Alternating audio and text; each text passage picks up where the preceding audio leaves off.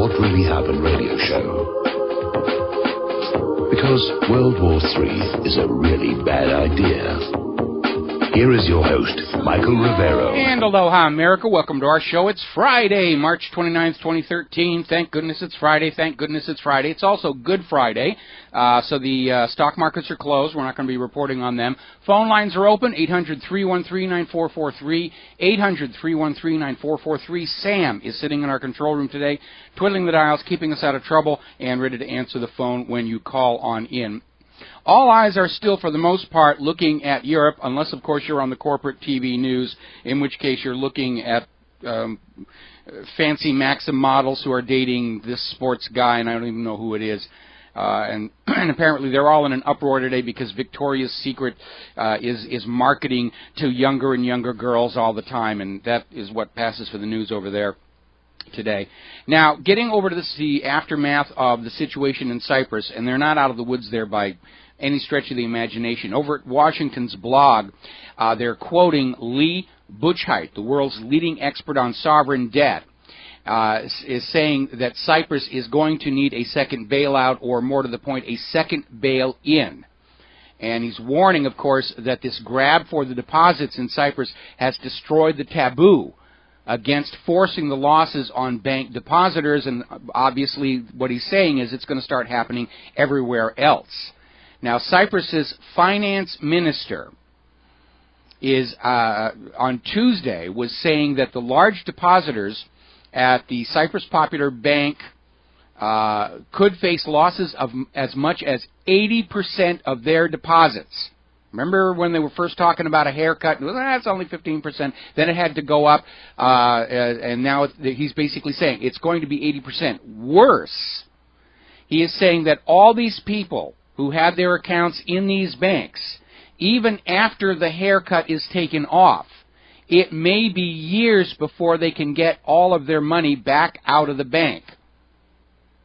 That's how bad the situation is. And Cyprus is going to be keeping those capital controls for at least another month, where you have to basically go into the bank and grovel before a teller to get enough money to live on, and it doesn't matter how much you have in your account. The bank gets to decide what you need this week. We're seeing more and more people coming on out there. This is from Silver Bear Cafe saying, Cyprus can't happen here. It already has. That's what all the bailouts were all about. TARP, all about. It doesn't matter which method they're using. It comes down to taking billions or trillions from the people and giving it to the banks so the banks can turn around and loan it back to the people at interests. That is exactly what they're doing. And they're doing that rather than simply printing out new money for the banks to play with, because when they overprint like quantitative easing, it's not only destroying the value of the money in your pocket, it's destroying the value of the money junkies have in their pocket, and they will not allow that to happen. They want the losses to go entirely onto you. They don't want to share in the losses. They won't share in the losses. That's fascism. So we're already seeing indications of plans already well underway for more of these depositor confiscation schemes. We reported yesterday about the provision in the budget plan for Canada.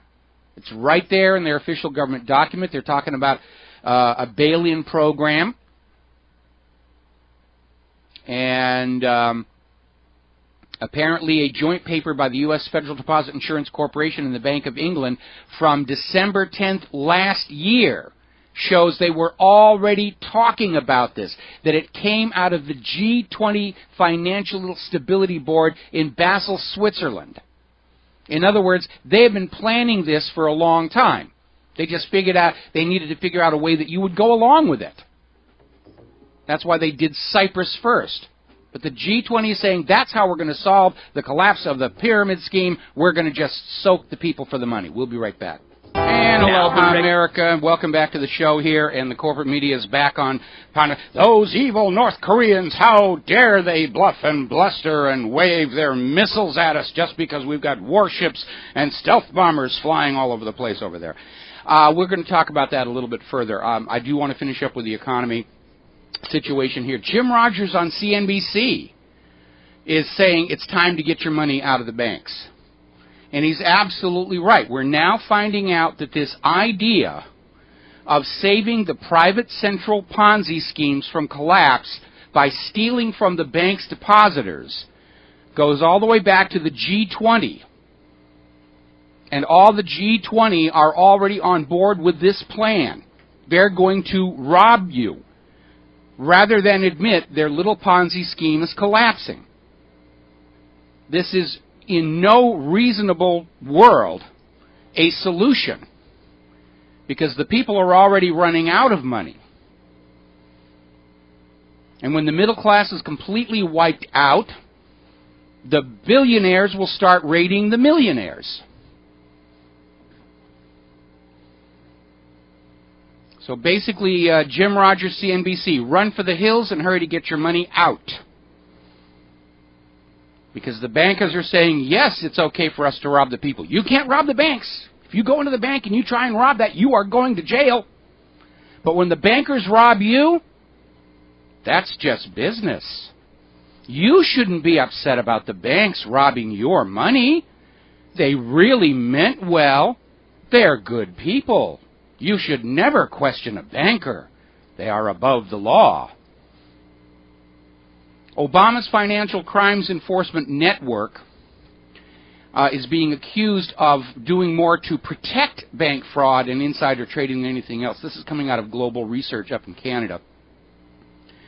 And it does seem to be the rule of the day. Steve Cohen, of course, just made a big splash buying this slightly dented Picasso for some, huge amount of money. And apparently he's already celebrating because, he's was being investigated by the Securities Exchange Commission for massive insider trading having to do with his hedge fund, with which he made all of his money.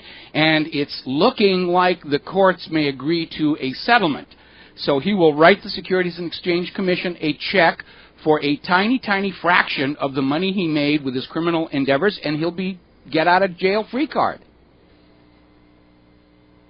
Such is life in the United States of America. Meanwhile, over in Europe, the Portugal budget deficit is widening. You're talking, again, bailouts. And Spain, German unemployment worse than expected. Spain's 10-year high on their unemployment. The Italian gross domestic product forecast is revised lower because of the current political deadlock.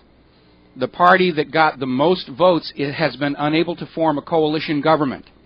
And they're struggling, and if this doesn't work, they're going to have to go back to more elections over there.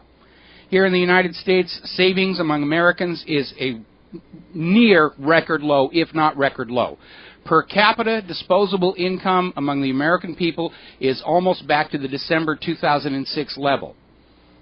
And that is counting it in terms of Federal Reserve dollars, which are now worth considerably less than they were in 2006. So in terms of actual purchasing power, it's way, way below that level. Anyway, as I said, Italy's Bersani's failed to form a government coming out of the election. It's a gridlock. It basically leaves Italy unable to function as a civil government. Not that it would make a difference. Remember what they did in Cyprus. The bankers came in, the IMF came in, the ECB came in and said, give us your money. And it didn't matter that the civil government of Cyprus had said, no, we don't want to do that. So in point of fact, we may see this move to loot the depositors of Italy happen sooner rather than later, while the civil government is too gridlocked to mount much of an opposition. Over in France, remember that big stink over the 75% tax on the rich? And it was rejected by France's constitutional court. Well, French President Hollande is saying he's going to get that 75% tax on the rich by laying it on businesses rather than individuals. And that actually is going to amount to the same thing, because people who are very wealthy, especially in show business, they will form a corporation that they own. For the lower taxes and for all the write-offs, their corporation, it's a one-person corporation, will pay them a small living wage and then provide all their other needs, and it's a way of reducing their tax burden. But it's still going to come down and slam all of these productive income-generating people, especially, creative talent, who will create a movie or music or something, and then the residuals just pour in and become part of the economy, and they're already talking about leaving. So France is taxing itself into paralysis. And they seem to believe that old saw that you could, in fact, tax your nation to prosperity. It's never worked. It's never worked. Nations and people become prosperous when the tax burden is lifted. The more they're taxed, the more they're disincentivized to do anything at all.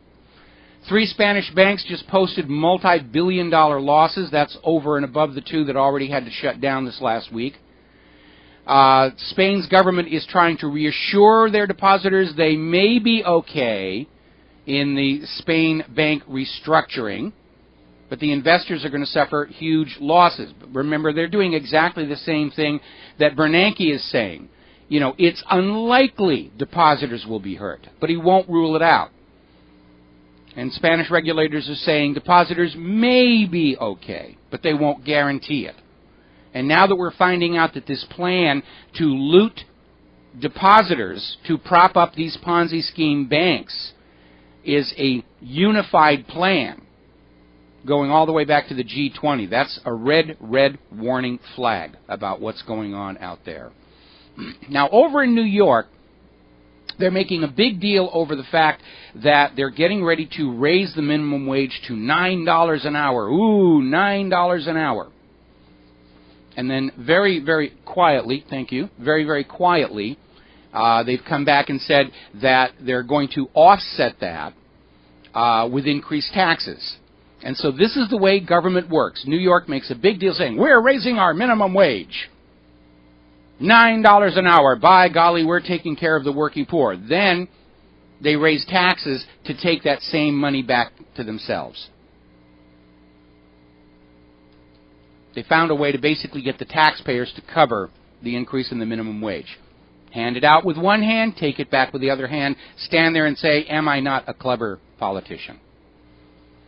There's an article that's linked to the front page of whatreallyhappened.com. This is from over at blacklistednews.com. Stunning facts about how the banking system really works and how it is destroying America. It's basically a retelling of the same concepts we have been sharing all along. The 11th marble, the Ponzi scheme nature of the Federal Reserve, how banks went from being an option at the start of the nation to being inextricably linked with our everyday lives now. And it's pointing out the fact that we're seeing all these top economists who are saying the same thing I've been saying, that time has come to at least reduce the power and authority of the Federal Reserve, because it's not really a part of the government. It's a private bank. And it shouldn't have authority over the money creation. That was vested in the Congress by the Constitution. And to change it should have taken a constitutional amendment. And they didn't do that, because the previous amendment, the 16th Amendment, they had some problems with that one that they still don't want to talk about today. So the Federal Reserve Act was passed real quickly by Congress over the Christmas vacation in 1913. Even Alan Greenspan is saying it's time to end the Federal Reserve. They all know it was set up to ultimately collapse. All of these central banks are set up to make the people who make them insanely rich, and it just shoves the debt onto future generations, and it all comes apart and collapses long after the original creators of the bank are dead and in their graves after lifetimes of wealth and privilege and comfort and luxury. It's a Ponzi scheme. It is. And now more and more top economists are saying, yeah, it really is. And absolutely, the Federal Reserve should not have authority over money creation. Having a private banker in charge of our economy makes about as much sense as having a drug addict in charge of the pharmacy. These private central banks do not exist to serve the people of the nation. They do not exist to serve the nation or the community. They are there to make money by taking it away from the population, to harvest the wealth produced by the labor of the people and gather it unto themselves. That's what they're set up to do. That's what they're designed to do. So far during the Obama administration, the top 1% have seen 81% income gains. They've almost doubled their income. The bottom 90%, we've lost income. Wages and salaries are down. Obama is a fascist. He thinks the rich should get richer and the poor should get poorer, and that is fascism. We're coming up on the end of a break. We're going to leave economy coming off this subject, get into some of all this warmongering, saber-rattling that's going on. It's getting really intense out there. Phone lines are open, 800-313-9443, and we will be right back. And aloha, America. Welcome back to the show. And the corporate media is going on about how professional sports are really slow to accept homosexuals. And it's all conditizing. They don't want you thinking about Cyprus. They don't want you thinking about any of that stuff that's going on in Europe and how it's already being planned for the rest of the G20. They don't want you thinking about the fact that the International Monetary Fund has just proposed a $1.40 per gallon gas tax for U.S. drivers. The money grab is on. They're desperate to keep their little Ponzi scheme going a little bit further by hook or by crook, emphasis on crook. We're going to go to the phones. George in Texas. Aloha, George. Welcome to the show. What's on your mind? Yeah, how you doing, Mike? I'm just wondering what's going to happen when these money junkies have no more of other people's money to loot. Well, you know what I mean? We're already reaching that stage. They're in absolute denial. I'm sure they're convinced. It is an article of faith that there's massive wealth still out there on the planet. They just have to figure a way to grab it. But, again, we're seeing top economists, and now even Alan Greenspan finally coming to grips with the fact there is no 11th marble. It is time to shut this thing down. Another thing, too, I even noticed on all the newscasts, they're all telling people, don't cash in your 401ks or close your IRA account. Or close your bank accounts. I mean, CNN was going on this morning saying, now's the time to buy stocks. Get your money into the stock market. They're just out there with their little pom-poms and their shorty skirts, trying to cheer the financial system on. And I think most Americans have come to understand the financial system at its core is a gigantic swindle. It's been running for 100 years. That's not an excuse to let it go for one day more. Yeah, I notice another thing. It's more like, I notice the other side bluffing, trying to scare people, saying they got a drone that does this and a drone that does that. They got this scanner that they can read exactly what your mind is saying, and Obama's going to come out with robo-journalists to counteract the alternative media. And it's just like, Mike, I'm starting to laugh because there's no way they have all this stuff. It's just like, I don't really believe North Korea's saber-rattling. You're just doing this to try to distract us because North Korea has nothing to gain trying to attack us. Well, I think Kim Jong-un is demonstrating for the world one more time why hereditary rule is a dead concept. Of course, we all learned that back during George W. Bush's administration. Yeah. I mean, and I don't want another Bush in the White House either. Well, no, I don't either. Actually, what I want in the White House is the kind of president that was originally described in the Constitution, where their job is basically to just throw cold water on the Congress foolishness, and that's about it. What we have in the federal government now is just so far away from what was originally set up by the Founding Fathers, and we have to get back to that, because that did work. That was a good foundation for a government of the people, by the people, and for the people, and we need to get back to that and get away from this government of the money junkies, by the money junkies, and for the money junkies. Well, another good news, like last night I went to a town meeting where my county sheriff is, and they're trying to get TSA to set up checkpoints in the malls and in the movie theaters and set up checkpoints on the highway because we're in a Constitution-free zone. Their sheriff said, persona non grata, we don't need it here. Because they're trying. You're kidding me. They're trying to declare Constitution-free zones inside the United States of America? Yeah, I'm within a 200-mile radius. Of the national border. Yeah. Yeah. And they want to set up checkpoints in the shopping malls and stuff. And the sheriff said, no, you can't come in here. There's no need for it. Well, I'm good for your sheriff there. I've noticed here in Hawaii there's been a trend over the last several years for the standalone police stations to be shut down, and now the small police satellite stations are now inside the shopping malls. They got to protect the money and the merchandise. To heck with the people. Well, like I say, the sheriff protects they got an office inside the mall, but they don't want no feds coming in there and doing law enforcement duties. Well, again, as I was mentioning the other day at our local mall here at the bottom of the hill, we go down there and it's always full. Parking lot's full. People are walking around, very few shopping bags. And I think people are going to the mall and walking around and dreaming about all the things they'd like to buy if they actually had money, and it's just kind of a way of psychologically reassuring themselves that life is still kind of sort of maybe normal. But if they start putting TSA crotch grabbers at the shopping malls, that foot traffic is going to drop off. And with it, the impulse buy. Because some of the people go down there and they don't intend to buy something, but they'll see something, oh, I got to have that, and they'll buy it. And that's a big part of the way malls are set up, is to get that impulse buy dollar. And if people decide that going to the mall is no longer any fun because they got to get their crotch groped, then you're going to see these shopping malls collapsing. It's kind of strange. It's like I used to go to shop mall when I was broke. I always hated going to the mall because every time I went, I was broke. But when I have money, I never go there. I stopped going to the malls. Well, no, I understand what you're saying. I don't like to shop unless I'm actually buying something. And then I like to sort of do a commando raid. Get in, get the objective, get out. But a lot of people, it's sort of a social gathering place. We got to take a break for commercials. George, stick with me. I'm going to bring you back after the commercials. All right. And aloha, America. Welcome back to the show here. And we're still talking with George in Texas about the impact that having TSA screeners at your shopping malls is likely to have on the profitability of the malls themselves. Now, the attraction of a shopping mall is you've got a variety of stores there. Malls will have other attractants there. I remember when I was living in Southern California, there was a very interesting mall called the Old Town Mall in Torrance, I think it was. And along with the stores and everything, they had a carousel in the center.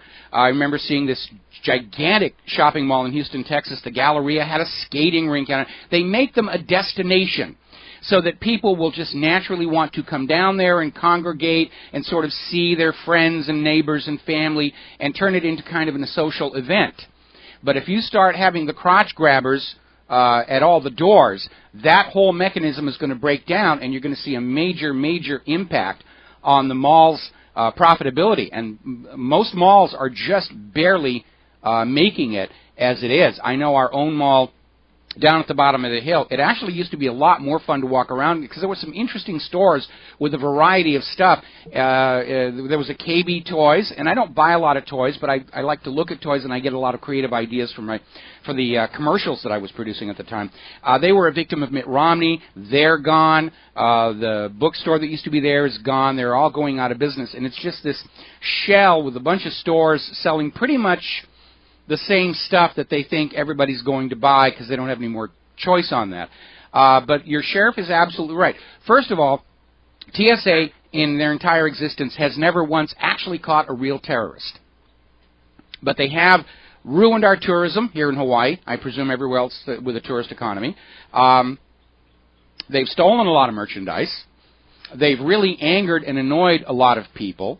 They've reduced my wife to tears on one occasion. They dropped and smashed a laptop of mine, and I didn't even get an apology, let alone a replacement laptop. So these guys are pretty much my enemy for life. And I certainly, if they're going to be in front of the local shopping mall, I'm not going to the shopping mall anymore. I am going to do all of my shopping online. And that's just what I'm going to do. And by the way, the price difference between what you're paying at the mall and what you're paying online, is amazing. I'll give you a good example. And I know there are some things that you need to have in your hand to know what you're buying before you buy it.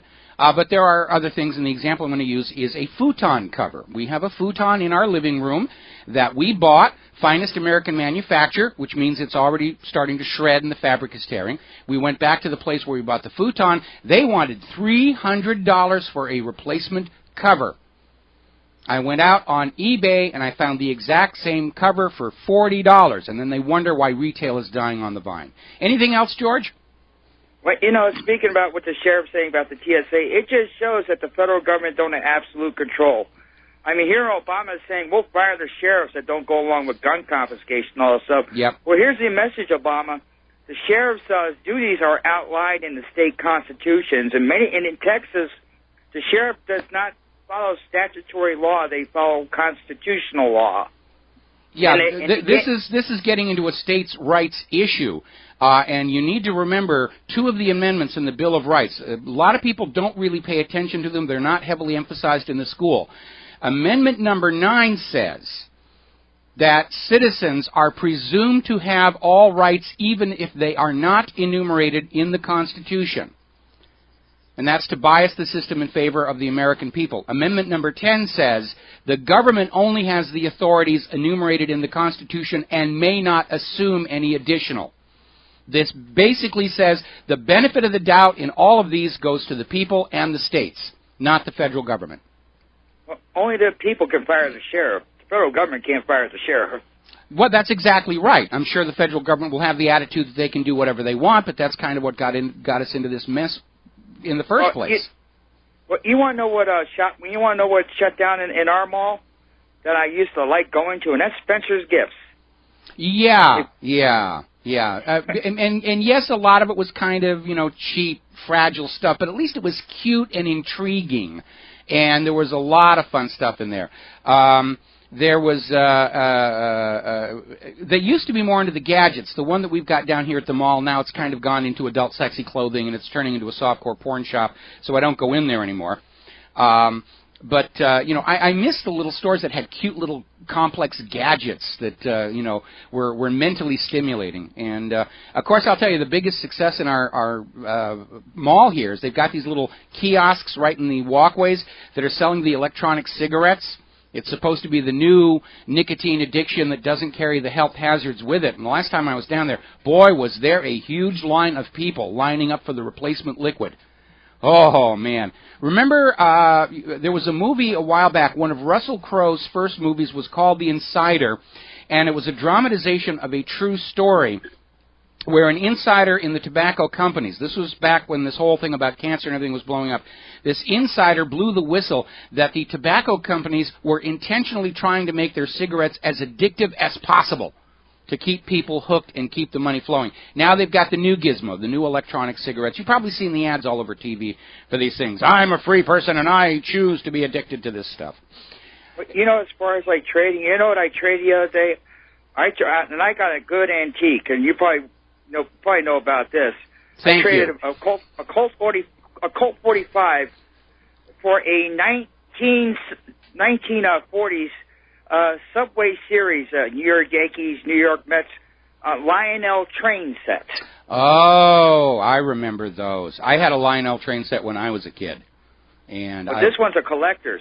Yeah, well, I'll take this. If I'd kept it, so would have mine. But it's one of those things that fell by the wayside during my life's course here. I love the little N-gauge ones. I mean, I don't have one. I just admire them from afar. But those are really kind of cool. And, of course, when I was a kid, railroads were still considered socially a much more major part of the economy and transportation. And kids wanted to grow up and be a train engineer. And I remember one of the biggest thrills I had when my wife and I were living in Washington State. I made a documentary for the Railroad Museum there. Pro bono. I didn't charge. I just said, let's do this. It's going to be fun. And during the course of that documentary, they actually let me drive the locomotive, which was kind of fun. Well, which basically is sitting there with my hand on the throttle and letting the tracks take the thing around. But still in all, that was a childhood dream, and I got to do it.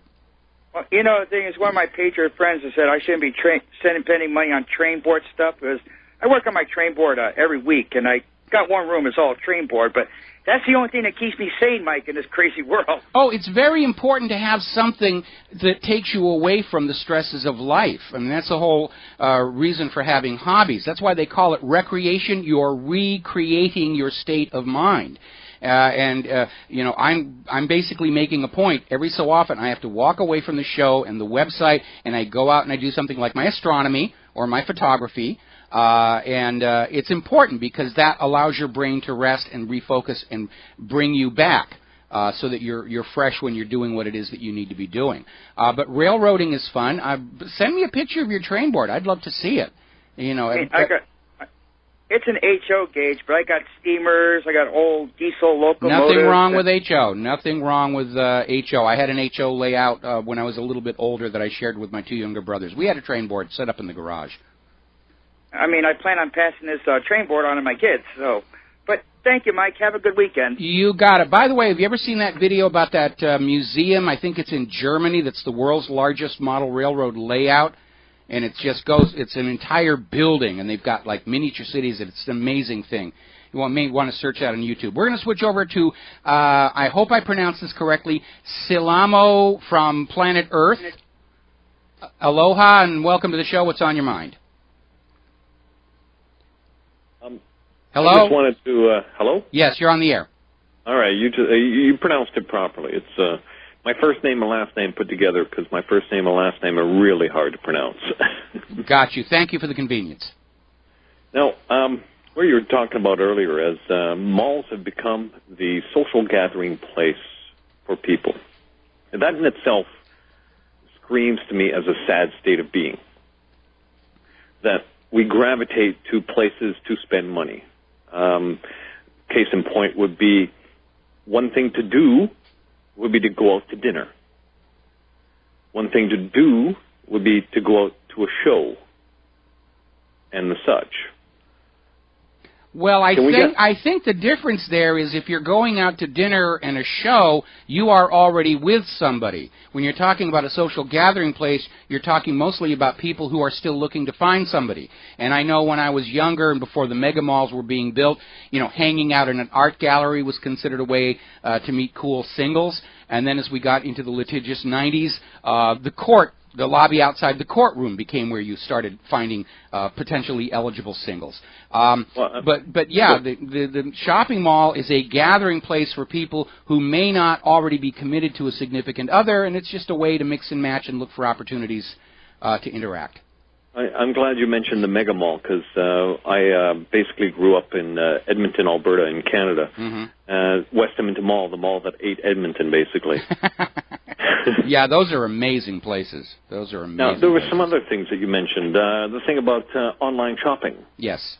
Okay. How online shopping seems to be so much better, so much cheaper, better for our current economic state, be it personal, be it national, be it whatever. Mm-hmm. That is also geared towards turning us all towards a digital currency, because you cannot use cash online. Mm-hmm.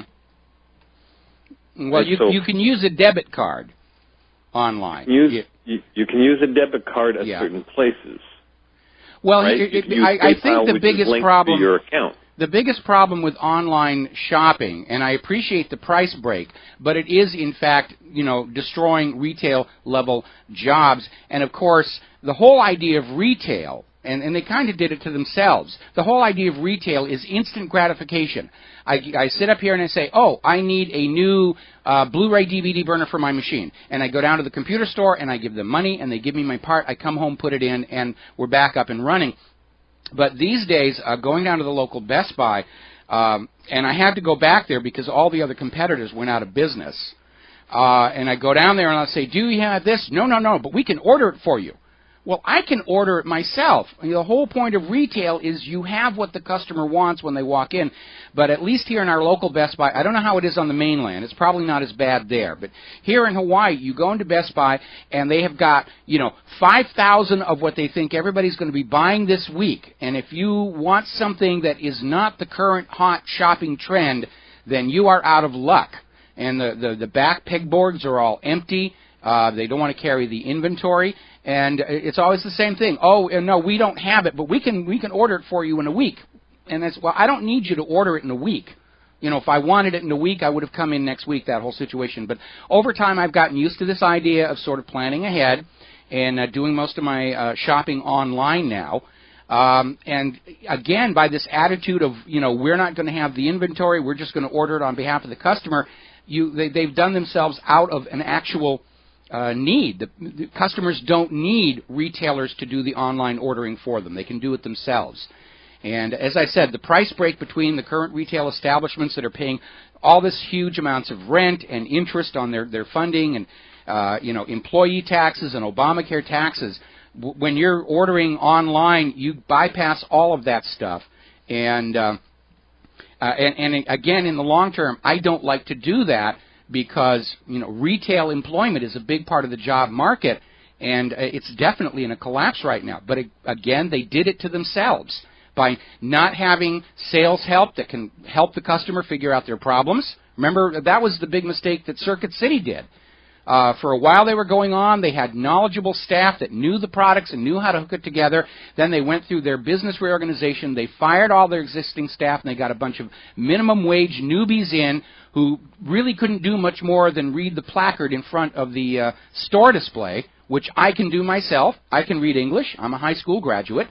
Sorry, dude, we don't have that in stock. Yeah, and we started seeing more and more of that, and Circuit City, the one we had at the bottom of the hill closed, and now it's a Bed Bath & Beyond. So it is a real shambles, and it's just a reminder that too many decisions in our economy over the last couple of decades were solely based on the bottom line and pleasing the stockholder for the next quarter, and the idea of thinking long-term about preserving and protecting and nurturing your customers, your clientele, really went out the window. And the attitude is they're going to come in and buy what we have to sell because they don't have any choices. And yes, they do. I think you just nailed it right there. Yeah, the choice is we're going to live without what you're trying to sell me. Well, not only that, it's if we think about what marketing is about telling you what your needs are.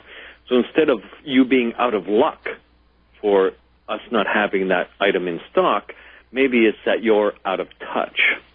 That's very much it. Yeah. You should think beyond, and you should upgrade. Oh, we're always getting that. That's that whole planned obsolescence thing. Where and I think here's a good example of that. And I know we got way off on this thing, and I need to get back to Korea and Syria, and I will, because Claire's going to be here on the third hour as well.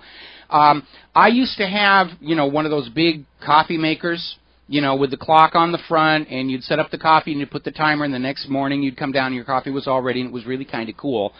Okay. And they always had these little tiny fragile gold foil baskets that you put the coffee in. And those are the first thing to wear out. They don't even survive being in the dishwasher. And you'd go down to the store where you bought this entire huge expensive coffee machine. I need a new basket. Oh, we don't have those. But we have the new model coffee machine here on sale. And that was always the big push. So I gave up buying the big expensive coffee machines. I can't afford to do it anymore anyway. Now I'm using a coffee press. And by the way, I'm on my second coffee press because the first one I bought from Macy's. This country can't even make a coffee press anymore. The colored plastic was peeling off of it. The little brand insert on the hand, and I finally went out and I got one that was made in France, and that's been working beautifully ever since. And I'm not going to, I don't want the big fancy electronic computerized coffee maker if it's, if it's going to wear out one fragile part and force me to buy a new one. Yeah, that's exactly it. It's buy and buy and buy. That's all we're supposed to be trained to think about. Yeah, we're not but trained in to, a healthy like you said, economy, think about Syria or North Korea.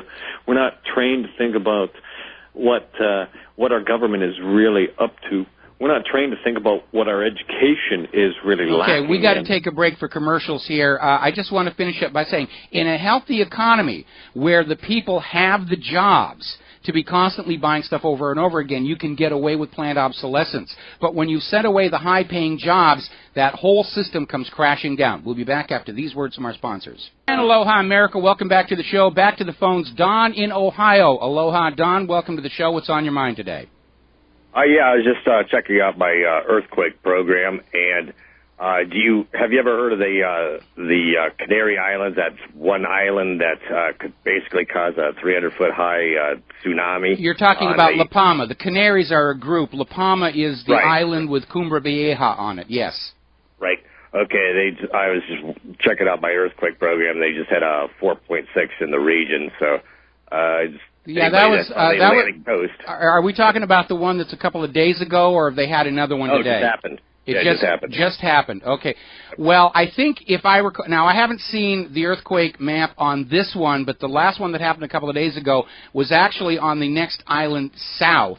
So I wouldn't get too upset about it. But, it occurs to me, if there really were terrorists out there who hated America for their freedoms, and they really did have an Iranian nuclear weapon, All they need to do is go down into some of those lava tubes under that western flank of the Cumbre Vieja, where because of the lava intrusions, there's a huge amount of water down there.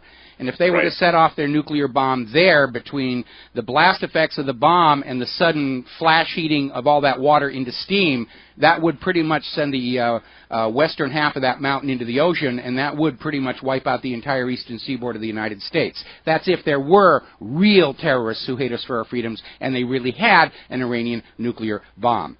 So, Oh, I'm sorry. No, go ahead. I'm not up on my Bible stuff, but isn't there some kind of a quote in there about a mountain falling into the sea? You know, I'm not a real major Bible student either. I mean, the last time I actually read the Bible all the way through was back when I was in church in New Hampshire, which is when I stopped being religious. I'm not familiar with a quote about a mountain falling into the sea. But it does happen. You know, if you look at what happened with Mount St. Helens is a good example of just how much of a volcano can displace in one moment. Thankfully, it didn't go into the ocean, but it did cause a lot of damage with the lahars that went all the way down there, almost to the coast. Okay, have a good day. All right, thank you very much. We're going to switch over to Dennis in Texas. Aloha, Dennis. Welcome to the show. What's on your mind? Hey, I just wanted to talk about copy presses because, like you know, I've had problems in the past with copy makers, and since 1995, I stopped using copy makers, and I went over to a copy press, and I have never gone back. It's not complicated. They're low-tech rules, you know. Yeah. And all you need is a tea kettle. Let it boil, let it whistle, pour it over your coffee, and press it down in the best place to get a Pyrex base. You know what Pyrex is. Of course I do. And the best place to go to is, I don't know if you have them in white, but it's in Ross's, which is mostly clothing and household goods. But in the back, they got a kitchen section. They have closeout. Yeah, Pyrex, we have Ross's here, and we there's a lot of really good things there at a good price. And thank you. One I got was $8, and I've used it for 10 years, and it's still working. All right, we got to take a break. We got to take a break. Good day, good weekend. All right, got to take a break for station identification. And aloha, America. Welcome back to the show. And no more calls about coffee presses and appliances. I'm not trying to be the new Martha Stewart here because I frankly don't have the looks for it. Getting on back to the serious, real news, we're just seeing out here Obama making a speech that he's going to bring back jobs and build our economy by rebuilding our roads and ports, which is a good idea. Our infrastructure is an absolute mess. But Obama said the same thing back in 2009. Remember, shovel ready and all the rest, and it didn't happen. The money all went to Wall Street and wars and Israel, and I don't think he's going to change now. He's not ever going to run for office again. He doesn't need anything from you, the voters.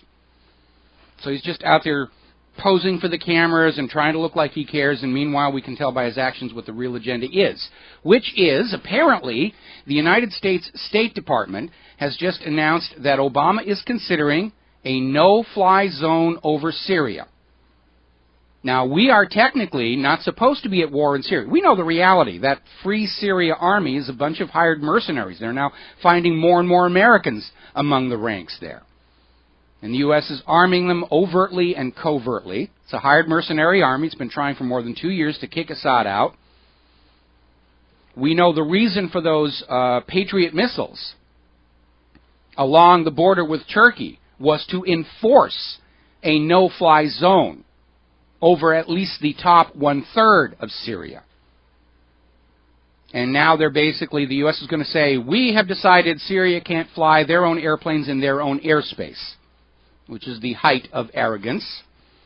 Meanwhile, according to U.S. State Department spokeswoman Victoria Nuland, she is insisting the U.S. administration is studying in depth all options that could lead to a peaceful settlement in Syria. Apparently except for firing that mercenary army, of course. That one is apparently off the table. They're looking for all options for a peaceful settlement. Basically, they're still saying Assad must leave, leave, and so forth and so on. Obama has basically, by his actions, proven that he's choosing war over peace in Syria. The peaceful thing would be to let the people of Syria decide their own government. instead of hiring this mercenary army to pose like they're a popular revolution. And, of course, that whole propaganda fell apart because these hired mercenaries are killing the Syrian people, which proves it's not a popular uprising. That would be like Jefferson and Washington killing American colonials to get the British government out. It's just not going to work.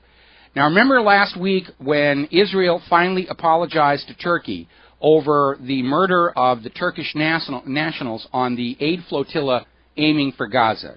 We, the American people, still have not gotten an apology for the American citizen who was shot in the head while he was lying on the deck already under control by the IDF. We don't rate an apology.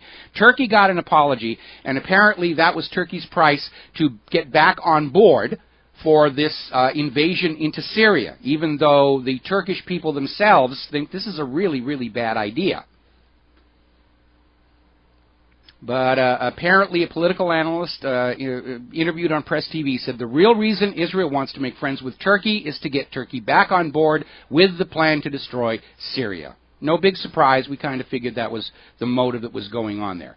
Meanwhile, over at the United Nations, the U.S. is trying to pull a fast one by getting the United Nations to turn Syria's seat in the General Assembly over to representatives of the hired mercenary army. It's a purely political move in an attempt to legitimize the opposition by saying, we think you're the new legitimate government at the United Nations. Russia has said they will oppose this. Syria has a civil government. They have a seat at the United Nations. You just don't steal it from them and give it to your political puppet. And the U.S. says, yes, we can. That's what we do. We'll be right back. And aloha, America. Welcome back to our show here, and we're talking about the growing saber rattling all over the planet. The bankers are desperate to get this world war really going so they can hide the failure of private central banking behind it, because that's what worked the last 2 times. Now, over at Huffington Post, they've got an article about how Obama at the edge of a cliff in the Middle East. And they're making the comment with Syria and Iran, Obama faces getting mired in 2 wars that could set the entire Middle East aflame, perhaps the rest of the Islamic world. That's the agenda. That's what they want. They want a new major world war as a distraction from the failure of private central banking. They've already done it 2 times before. Crash of 1907, World War I. Crash of 29, World War II. Crash of 2008, already invaded more than 10 countries on 2 continents. Technically, we're already in a world war. We're just waiting for that really big bang where everybody sits up and says, oh yes, it's a world war. And they blame all the hardship and hunger and collapsing infrastructure and debt and deprivation on the war. Yes, you're hungry, but there's a war on. Because that's what worked the last 2 times here. The news is making a real big deal over the fact that North Korea has put their rockets on standby to mercilessly strike the United States. Kim Jong-un is out there blustering and bluffing, and as I said to that caller before, Kim Jong-un proves why hereditary rule really is a bad idea. And we learned that when W was in office. The reality is, North Korea does not have a rocket that can reach where the corporate TV news is telling you North Korea is planning on striking. California, Hawaii, Alaska. North Korea's longest range rocket is the Taepodong 2. The last time they flew one, it fell apart in midair. If you actually look at the illustration of it, it's a very, very narrow rocket. It looks like they took 2 other rockets and tried to stick them together into a multi-stage vehicle. And I understand they're having staging problems, but when you have that narrow a vehicle, yes, there's less air resistance, but it means the stresses and strains on that body from the rocket engine swiveling to guide it are that much greater. It's just a pure physics problem there. And I guess the powers that think they are have been listening to my show or reading my website, because in the last day we've been seeing this growing story where, yes, the Taepodong 2 can't really reach Hawaii and California and Alaska, but we have reliable information. They're building a new secret long-range rocket. This is coming from the same people telling you that Iran is building a nuclear weapon in the basement of Ahmadinejad's outhouse. So they're trying to sell you that idea. I think we have to be very concerned that there's going to be a loud explosion someplace that will be blamed on North Korea to get this war going. Because they're that desperate.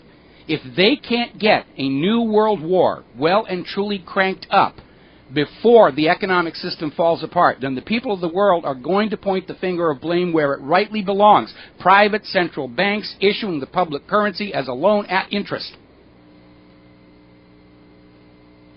Russia is now stepping into the fray, warning against military activity near North Korea.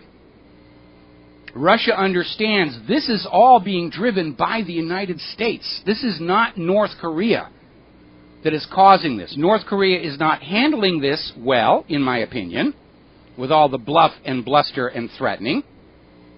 But this all began when the United States just arbitrarily said, we're going to sanction North Korea because we need a new war. And Kim Jong-un just walked right into this big old bear trap when he ended the armistice. Then the U.S. has this gigantic naval exercise with South Korea and Japan right off the coast of North Korea. It's going to continue through the rest of April. Huge, long exercise. Let's practice that we're invading North Korea, and you, North Korea, shouldn't take any offense at that. This is the same tactic Roosevelt was using to get Japan to attack Pearl Harbor. It's just a complete replay, all over again. And Russia is warning this situation could slip out of control. It's just going to take one stupid mistake to really get this thing going. I'll tell you what could happen. Israel could send one of its Dolphin-class submarines into the region. Wouldn't take that long to come down the Suez Canal into the Indian Ocean and over to that fleet, flip off a torpedo at an American or Japanese ship and skedaddle and say, oh, North Korea did it. Remember, they've already done that once. They tried to frame North Korea for sinking a ship. And they brought up the remains of the torpedo and said, see, this is a North Korean torpedo. And then experts looked at the torpedo and said, actually, no, this is not one of the North Korean ones. So they've already tried that before to get this thing going. Now, over at InternetPost.net, they have an article where basically they're saying, so far, to date, and it's not over, the total cost of the Iraq and Afghanistan wars is well over $4 trillion, and I'm willing to speculate that's probably even a lowball figure right there. Do you remember all the way back in 2003, when the corporate media was still screaming, Saddam has nuclear weapons, Saddam has nuclear weapons, horror, horror, horror, Al-Qaeda, Al-Qaeda. And Donald Rumsfeld got up there and said that the war on Iraq was only going to last a few weeks, maybe a few months, and it was only going to cost $60 billion. And it was all going to be paid for from Iraq's oil revenues after we had conquered them and had control of the oil fields. And it is a reminder that whatever they're telling you today about the cost of war in Iran and Syria and how it's going to be paid for, it is absolute, total USDA choice bovine excrement. It's a sales pitch. It's not reality. They're trying to sell you another war. We have to go into Syria. They hate us for our freedoms. They support Al-Qaeda. They tear their tags off their couch cushions. They pass gas in the elevators. They dress funny. They eat strange foods. We must go in there and make them live their lives the way we do. Now, we have been talking about America's latest generation of ultra-modern, computerized, hideously expensive, and completely ineffective weaponry. Been talking about the F-22, which still, after 4 years, is causing severe respiratory distress of their pilots. And the new official recommendation is, if you're going to fly the F-22, you're just going to have to get used to a hacking cough after every mission. That's it. F-35. Can't fly in the rain, can't even fly in a heavy fog, has to stay away from lightning strikes or the electronics quit working. Naval version can't land on a carrier. They put the arrestor hook in the wrong location. And according to the latest Pentagon report, will not survive in a dogfight. No visibility to 6. Apparently the maneuverability isn't all that great. Very ineffective. Now the newest one from the Pentagon has to do with what are called the littoral combat ships. Now, littoral is a word that means coastal region, as opposed to blue water, which means the big, wide oceans and sea lanes of communication. Littoral means projecting power across somebody's coastline, who usually doesn't want it to be happening. And this is a $37 billion program to make these littoral combat ships. They are so bad, they're nicknamed the little crappy ships inside the Navy itself.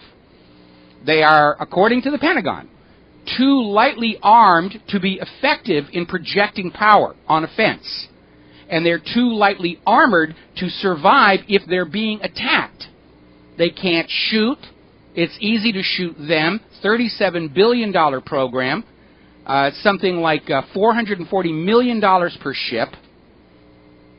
And apparently they're easy targets to kill. The enemy's going to sit up there on the hillside and say, wow, these things are easy to sink. Bang, bang, bang. Somebody sent me a cartoon not too long ago about American military doctrine, and the top panel is one of our new modern fighters. $40 million jet. Next panel down is a smart bomb. It's a $100,000 smart bomb, and at the bottom is a little tent. It says to destroy a $10 tent in the Middle East, and that's exactly right. War is a racket. It's all about getting money to the defense contractors and kickbacks to the members of Congress, and the weapons aren't holding up. Remember what I was saying before about planned obsolescence and poor quality manufacture? If we allow this war to go any further, we're going to lose, and this is a big reason why. Because once you get away from the very controlled, staged acceptance tests, and we know they're rigged, all of these tests of the ballistic missile intercept system, they had to put a homing beacon on the incoming target to make sure it got hit. That's a courtesy and real enemy's not going to do, by the way. Once you get away from all these tests and everything and get into the real world, these weapons, they don't work. They're very inexpensive. They break down a lot. They're not rugged. They're not able to deal with the real world. And we send our kids into combat with these pieces of expensive junk. They are going to die. And this is where our turning our back on the idea of a quality product. And I'm not trying to say we should be building quality weapons. I think we should be building a quality country. But it's going to come back to haunt us, because the conventional wisdom in Washington, D.C. is as long as you're shoveling that money into the fire, we will prevail. It's even in that movie, The Pentagon Wars. Kelsey Graham plays this military commander in the Pentagon who's in charge of these weapons programs. Says, we won the Cold War because we proved we could shovel the money into the flames faster than the Russians. Well, if you're not getting bang for your buck, that doesn't work out. Going to take a break. We'll be right back. And aloha, America. Welcome back to the show. We're going to go to the phones. Tom in Texas. Aloha, Tom. Welcome to the show. What's on your mind? Aloha, Brother Michael. Aloha. Pauhana Friday. Yes. Well, I have kind of a weird sense of humor, and I wanted to leave you off on a happy note. Yes. Enjoy your show and everything. But last week, I had read on the website about China was going to make a whole bunch of drones. Mm-hmm. Did you see that article? Maybe yeah. It was even on your site. Yeah, we had it on our site. A lot of countries are developing their drones because they're basically seeing what the U.S. is doing with drones, and they see that there are advantages to these things. And they basically want to have a counterforce to discourage the United States from simply flying into other countries and killing people at random or killing people at will. And now that these other countries are starting to develop... May I interject, please? Yeah. Okay, like you say, okay, you said it, killing people at will. Okay, about 12 or 16 hours after I read that one, I read something about President Obama wanted to make international rules for the use of drones. Yes, he did. What, is he scared? Yes, of course he's scared. Of course he's scared. Anyway, I just wanted, it made me laugh. Obama is very, very brave when he's got the only drones and he can fling them into other countries with impunity. But these other countries are, first of all, these things have been falling out of the sky like crazy all over the Mideast just from mechanical problems, and they're being picked up and analyzed. Well, you're familiar with the remote control airplane flight, right? Oh, of course. Yeah, myself, I started out with a stringline airplane. Do you remember those, I'm sure? I don't remember the exact brand. I've never had a radio-controlled airplane, but I've certainly seen enough of them. Well, no, I'm string line. I mean, with the little, yes, circles. now I know what you're talking about, yes. Yeah, you're turning a circle and flying the plane. I had one of those, and after about 10 minutes, I threw up, and that was the last time I played with that thing. When the remote control planes first started getting popular, my friend took me to go see it. And before we even pulled into the flying field, it was a huge flattened out pasture, really nice. Mm-hmm. And there was a big sign at the front that says, "Please turn off your AM radio." Yes. It interferes with the flyers. Yes. Now, if Iran can hijack one of these drones, anyway, you understand where I'm going, bro, right? Yes. Let's laugh together. Here we go. Okay. I'm sorry. All right. Well, let me explain. First of all, the reason they were telling people to turn off their AM radios has to do with the design of a radio, where every radio is actually a small transmitter because of a component called the local oscillator. And the local oscillator is what you're actually tuning when you are turning the knob or pushing the buttons on the radio. And that local makes interference with the older frequencies. That's exactly right. It can interfere with the frequencies. Now, the U.S. drones are supposedly satellite linked with the links overhead. I imagine probably somebody over at DARPA is saying it's time to go to a laser link, which is going to be a lot more difficult to interfere with. But for the moment, they are all on radio links. But because so many of these drones are dropping out of the sky just because of poor quality manufacture, the rest of the world is getting hold of this technology, and they're not that hard to build. And so I think the idea is Obama has come to realize the advantages of the drone. Small size, low radar signature means if somebody develops a drone that copies one of the ones we've already lost in the rest of the world, they could fly it into the United States of America virtually undetected. And that's why, yes, as soon as it became obvious that the rest of the world was acquiring America's drone technology, Obama goes to the United Nations, we must have international controls here. And yes, yeah, that's basically what it is. He's afraid of payback. After someone else develops them, now we need rules. Well, we saw the same thing during the nuclear age when, after Truman dropped the bombs on Japan and the U.S. was the only nuclear power, they rejected any idea of international controls on nuclear weapons. Then all of a sudden the Rosenbergs give Russia the secret of the bomb. Exactly correct. And all of a sudden they're saying, oh, proliferation, non-proliferation treaty, international controls. And same thing with the drones. Same exact thing. Same thing going on with DHS now. We can have the guns, you can't. That's exactly right. So anyway, I'm going to let you go on that one, Michael. Love your show. Palhana Friday, bro. All right. Thanks an awful lot, and mahalo. Now, getting back to the weapons program, you want to talk about complete waste of money? There's this story where the Navy gave a grant to Virginia Tech to develop a robotic jellyfish for surveillance. This thing is about 5.5 feet across. It's got this silicone rubber that's supposed to look like the mantle of the jellyfish, and it just sort of flaps and floats along, and apparently it carries spy equipment. And they spent a huge amount of money. They've had 5 years to develop this thing, and I can tell you right now what's going to happen when they put it in the ocean.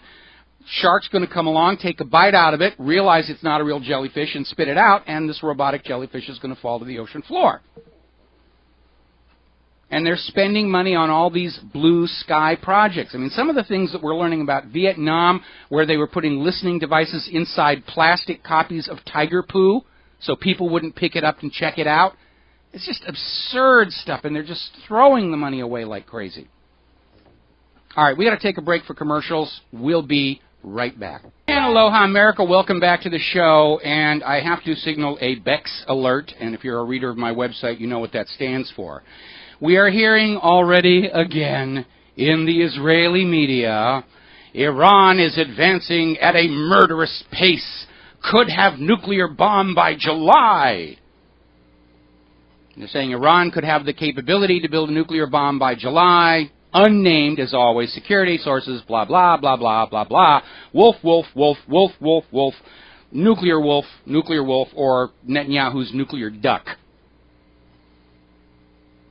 And they're out there screaming that Obama doesn't recognize the danger from Iran's nuclear weapons, blah, blah, blah, blah, blah, blah, blah. Israel has been screaming since 1984 that Iran was on the verge of having a nuclear weapon, and that once they had it, they would immediately use it on Israel or the United States of America. Back in 84, Alan Cranston, who was a huge supporter of Israel, the Cranston Amendment, the U.S. must always give to Israel enough money to cover its debts. That's the Cranston Amendment. 1992, Benjamin Netanyahu says Iran is 3 to 5 years away from being able to produce a nuclear weapon. 1995, Iran much closer to producing a nuclear weapon than previously thought, less than 5 years away. 1996, Shimon Peres, Iran will have a nuclear weapon in 4 years. 1998, Donald Rumsfeld claims Iran could build an ICBM capable of reaching the U.S. within 5 years. And it goes on and on and on and on. It's always Iran is on the verge of a nuclear weapon. Well, considering how the U.S. is invading all these countries that do not have nuclear weapons, I wouldn't blame the Iranians if they were building one, to be very honest. But they aren't. Nobody's found any evidence. It's just all rumor and innuendo and big lie and constantly hammering at you, Iran nukes, Iran nukes, Iran nukes. So that eventually your resistance is worn down and you'll say, oh, all right, Iran has nukes. Here, take my children, take my money. Go smash Iran. Even if Iran had a nuclear weapon, do you really think they're going to use it without a very, very good reason, like they're being invaded? World leaders are egomaniacs, without exception. Look at Kim Jong-un as a good example of that.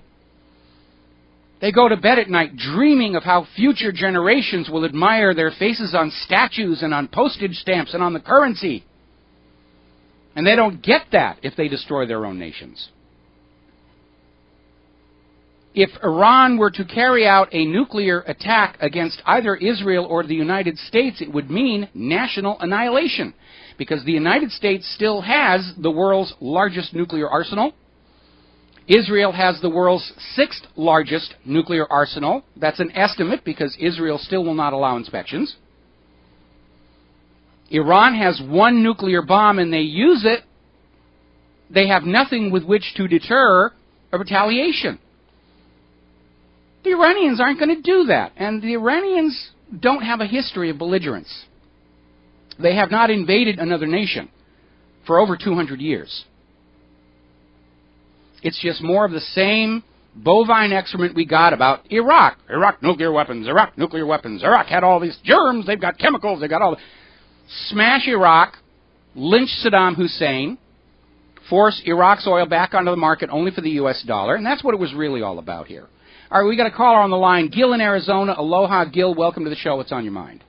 Aloha, Mike. How are you? Doing fine. Hey, listen, you're talking about a great subject, and considering that we spend $690 billion on defense, but also considering 900 bases around the world and all the waste on these projects that you were talking about, like the F-35 and so on, what I'm wondering, and I was wondering if you can give us your analysis, it's true we spend more than the world combined in defense, but considering that the fact that the Chinese work for $1 a day and they're only spending, let's say, $150 billion, are they getting more out of their armament buildup for their dollar than we are? You're talking about cost effectiveness, and the answer has to be yes.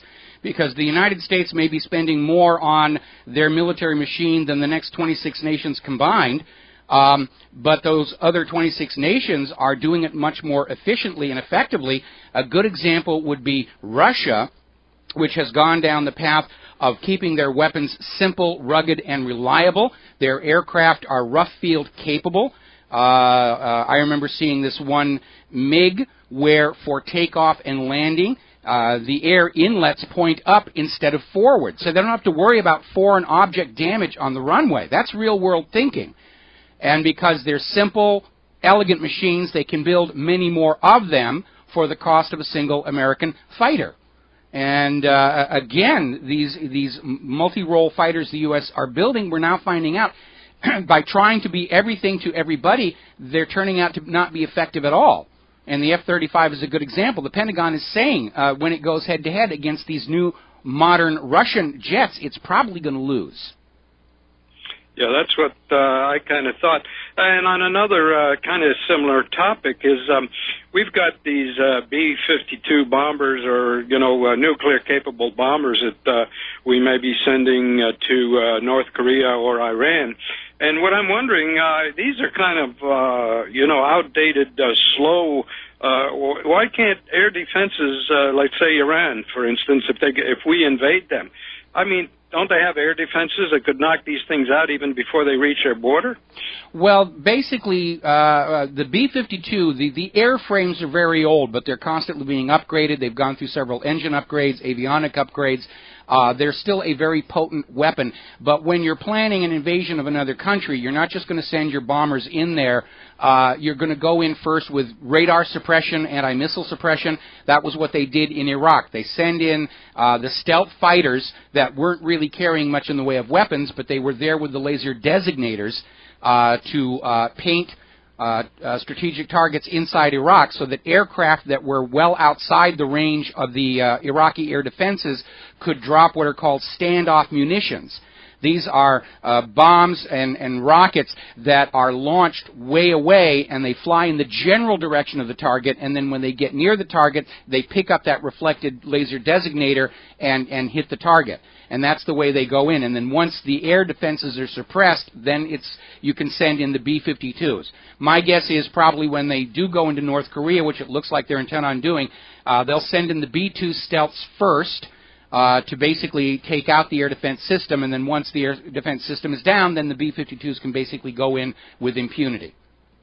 Gotcha.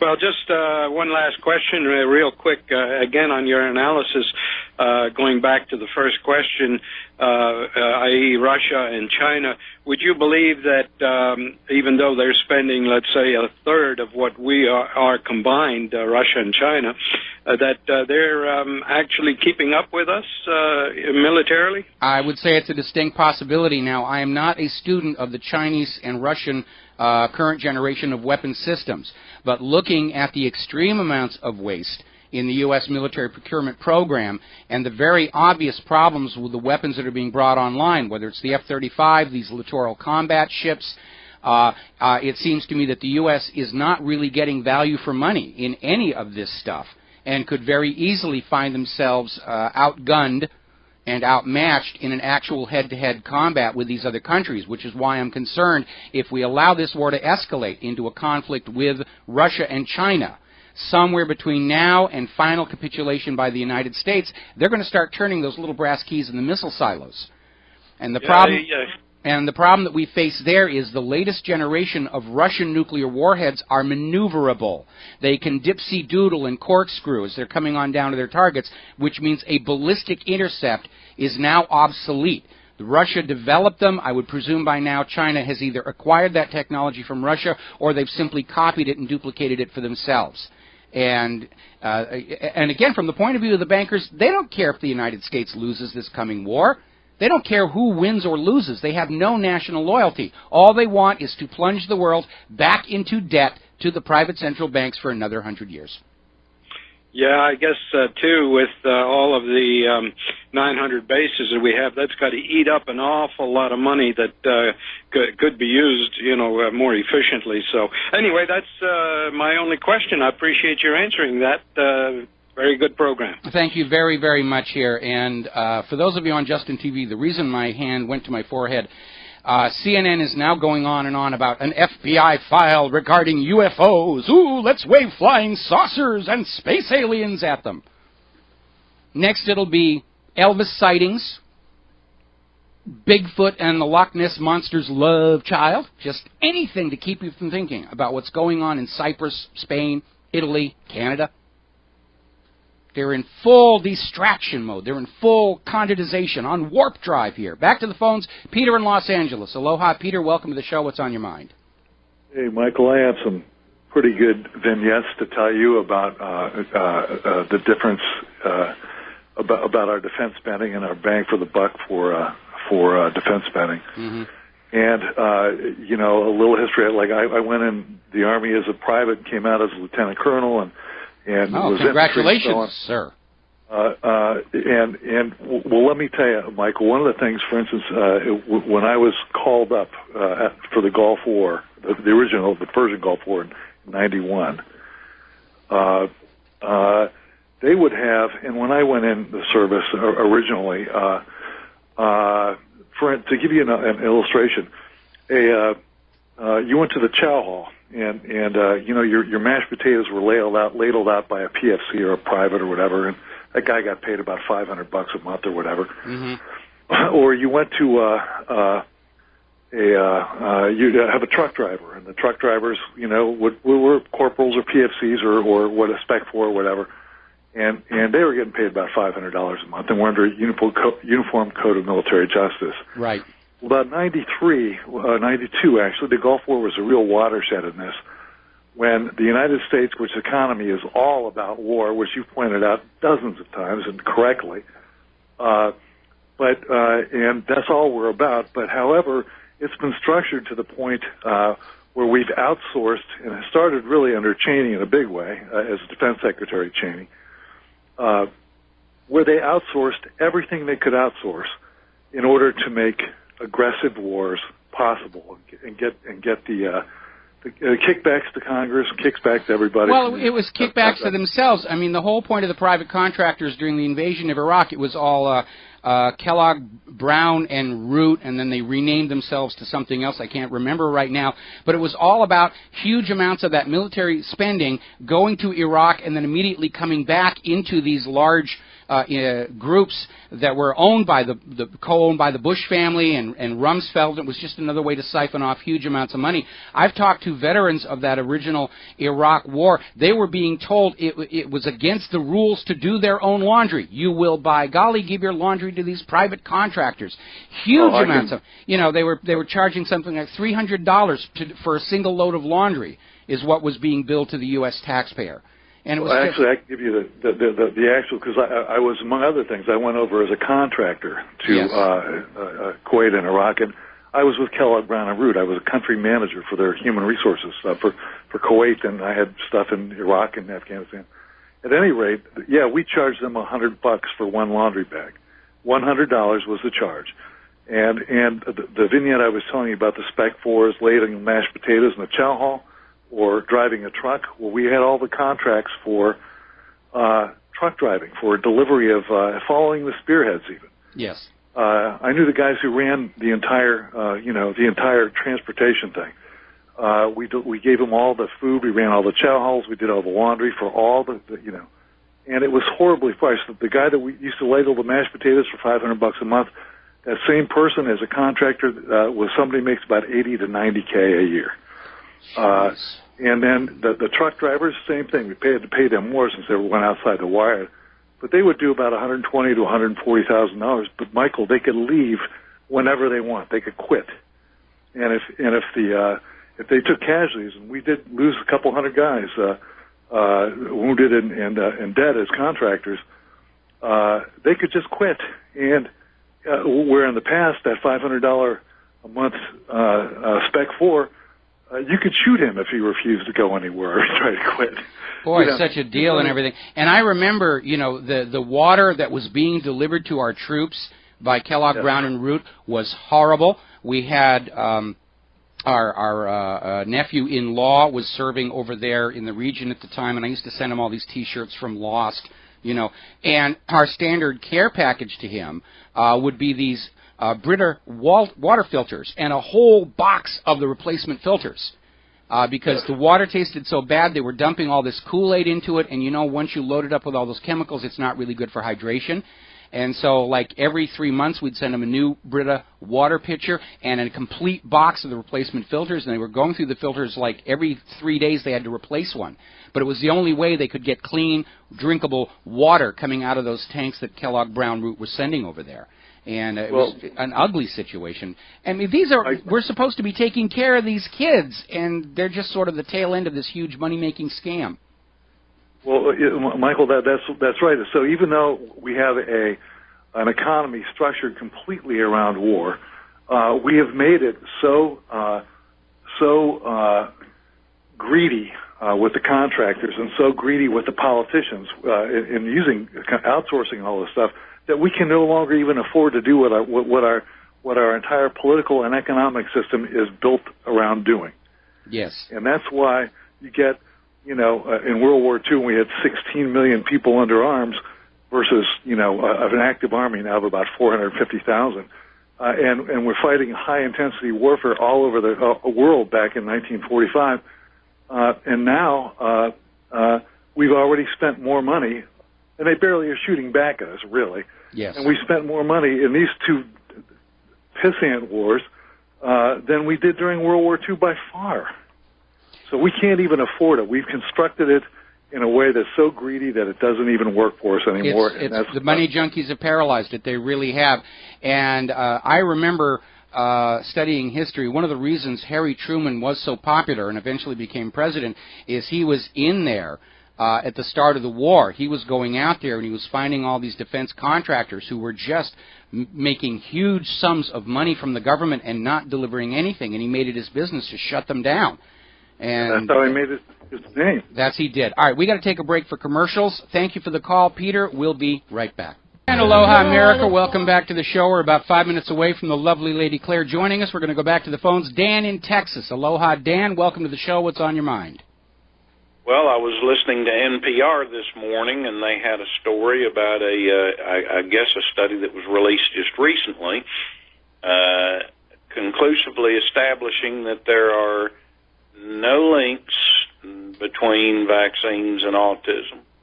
Are you familiar with that? Yeah, we have been seeing them time and time again.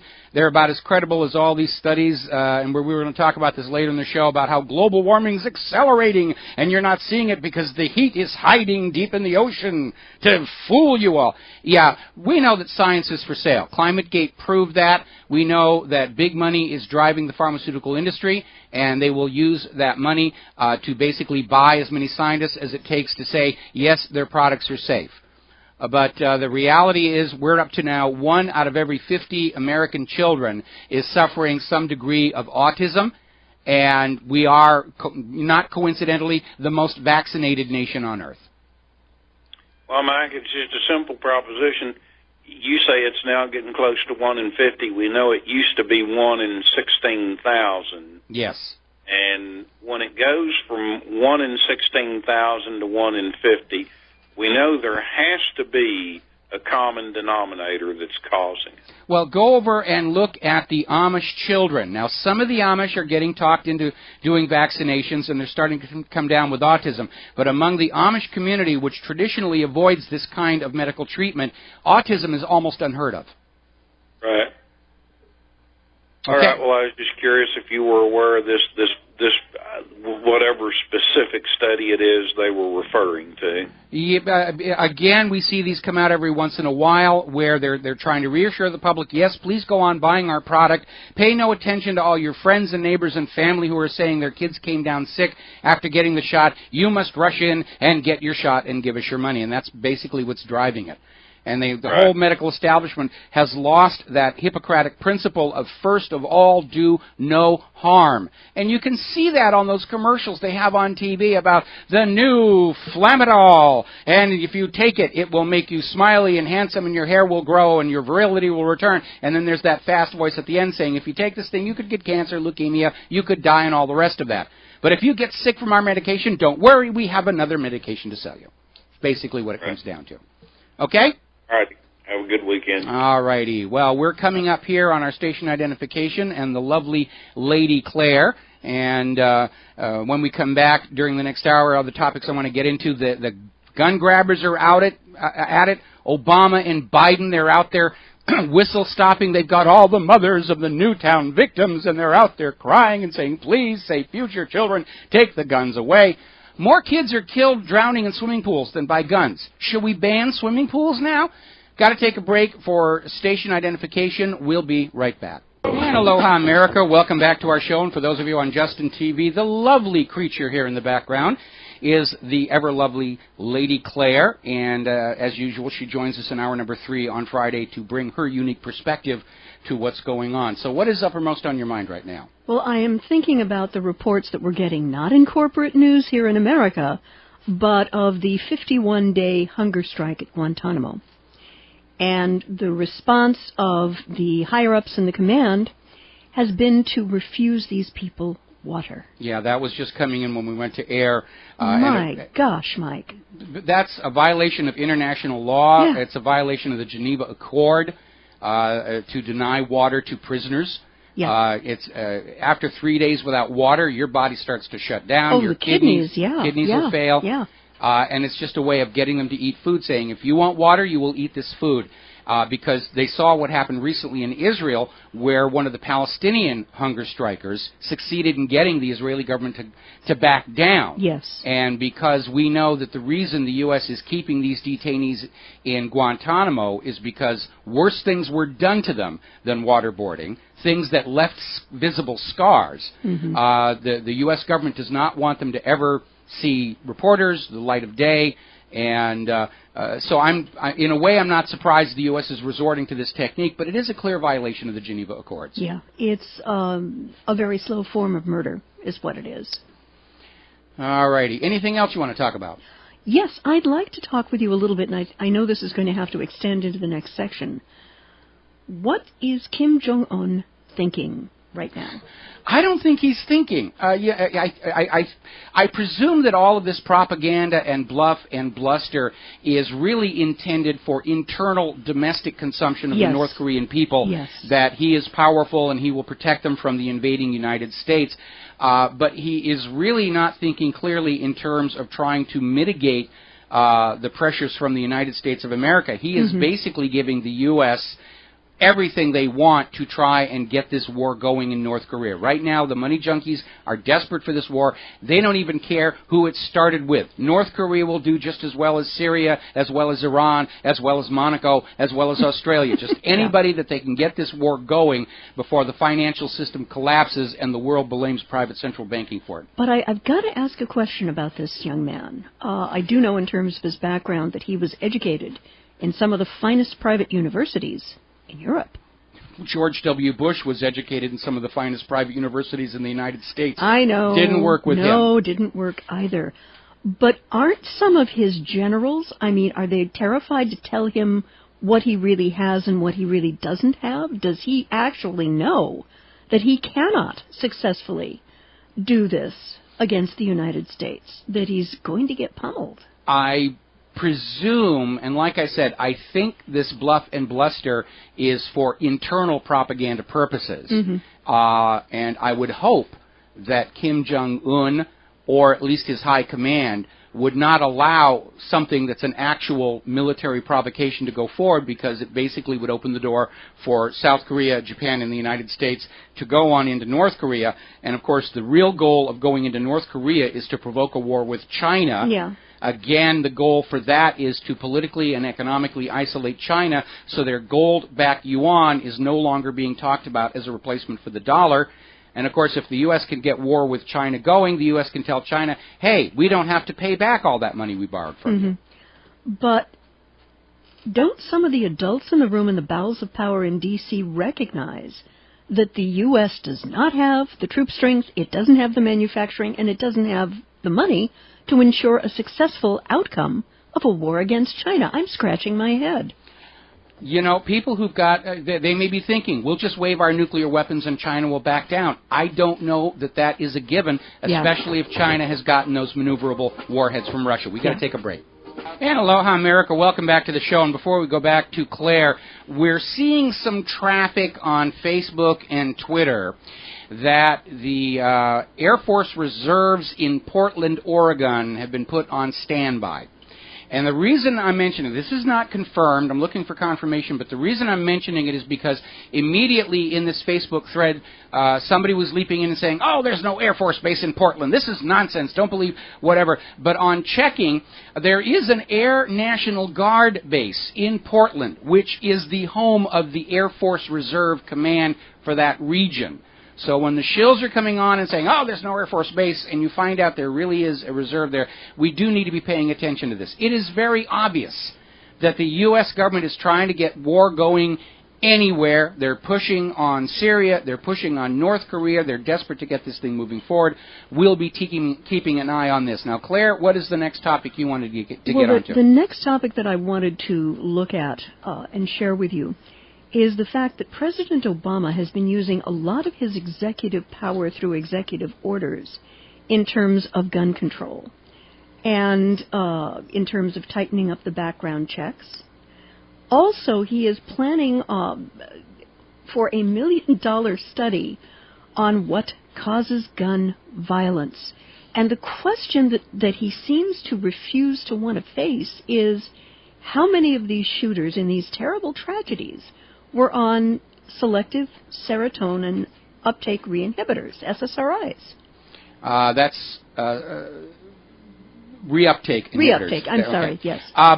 Well, we know it's at least 90%. Yeah. Could be 100%, because now, because of growing public awareness of this problem, medical records are being withheld. Mm-hmm. We know the official story is that early reports that Adam Lanza was on Fanapt were supposedly a hoax. But again, until the report on Lanza, I'd never even heard of Fanapt. I hadn't either. It's not exactly something that a hoaxer would immediately start looking at in terms of trying to do a hoax. And, of course, they're now admitting books on the treatment for autism and Asperger's were found in Adam Lanza's home. Mm-hmm. Why would he have those? It's not exactly light reading if he was not, in fact, suffering from these illnesses and being given the appropriate medications for it. And what makes me furious is we know that the big pharma drug cartel, if you will, in the United States and beyond, lavishly funds campaign election cycles. So politicians are really afraid to even look at it. Well, and yeah, they did look at it. Congress held hearings on this, and as we mentioned before, we found out the federal form that you must fill out in order to get permission to buy a gun now includes the question, are you on prescription antidepressants? So they know it's a problem, because the agenda right now is to demonize the guns and get the guns. Right. Nobody's going to talk about it. We have Michael Moore on video admitting there's a connection between these prescription antidepressants and acts of violence. We have a report from Fox News admitting there is a link between these medications and acts of extreme violence. But all of that has been Orwellized, because the goal is to take away your guns so they can take away your wealth with impunity. As we mentioned earlier in the show, the paper trail now leads back to the entire G20 as of the end of last year, planning to loot depositors' accounts to prop up the Ponzi scheme, central banks a little bit longer. And obviously, they're concerned about rioting in all of the countries that are doing that. And here in the United States of America, 8 out of every 10 Americans has a firearm. And so the U.S. government is trying to find some way to trick you out of your guns so they can loot your wealth with impunity. And then after that, it'll be your children for more of these wars of conquest. Yeah, it appears to me that the wars that the U.S. is pursuing right now have nothing to do with protecting the American people, protecting democracy. It's none of that. Well, we've stopped being democracy. With the massive vote fraud we have and all these executive orders, we're not a democracy anymore. We're not even a republic. We are a fascist economic dictatorship. And between the Homeland Security Act, the Patriot Act, and the NDAA, we're definitely a post-constitutional country, and that is pretty terrifying. Yes, it is, because I kind of think that original Constitution and Bill of Rights was pretty nifty. I agree, we don't need an electoral college anymore in this age of instant global communication. But as a good foundation for a new country, I think it's a model we should definitely follow. We just have to make sure that the government agrees to the rules, which our current government clearly does not. No, it's one set of standards for them and quite another for the rest of us. There is no justice in this country, it's just us. Yes, absolutely. All right, what's next? There was an interesting study that was done indicating with the Obama administration what the real agenda of change was. And it is the absorption of wealth by the top 1% and the looting of everybody else. Imagine my shock. Yeah, you know, that was change. And I think that there is like a spread of, $56 in real money increases for a lot of years in terms of what average working people are making these days. Well, it's a decrease. It's Yeah. a decrease of that amount. We were reporting earlier in the show, during the Obama administration, the top 1% have seen their income almost double. It's 81% increase, Yeah. whereas for the rest of for the bottom 90%, their real wealth and real earnings are in major decline. And again, that too is a hallmark of a fascist economic dictatorship. The economy cannot survive when it gets that far out of balance. Absolutely. And with the continuation of the outsourcing and offshoring of jobs that used to pay decently. Well, it's not just that. I mean, the tax codes have been changed to grant lower taxes to the very rich, and the higher taxes are being dumped on the people. And it is completely out of control. We have a government that is bought and paid for. It's the finest government money can buy, and it's the money junkies' money, Wall Street's money, Israel's money, the defense contractors' money, Big Pharma's money. And these politicians they're not interested in what you have to say about anything unless it's an election year, and then they'll listen politely, nod and agree with you, and then go off and do what they're going to do anyway. Well, what they're going to do anyway is to take the side of whatever large corporations are funding their election cycles. Yeah, and of course with Citizens United, which basically gave corporations First Amendment protection, but without the financial limits that apply to you citizens. See, that's why Citizens United was such a bogus situation. Yeah. Okay, you as a private citizen, there are limits on how much you can donate to a political campaign or a TV advertising campaign simply because you don't have that much money. Corporations were supposed to have spending limits. They got removed. And so the advantage has been thrown to corporations. They can spend as much as they want and claim they've got First Amendment protection. And my attitude about that is, all right, if corporations are real persons covered by the Constitution and its amendments, then the 13th Amendment has to apply. They cannot be owned by another person. Right. And that means every stock certificate in America just became instantly worthless. But it's very selective. The corporations want all the money and all the power. It's a corporatocracy. And our civil government has just gone along with it because they're sharing in the loot. It's a kleptocracy. Kleptocracy, yes. Absolutely. Yes.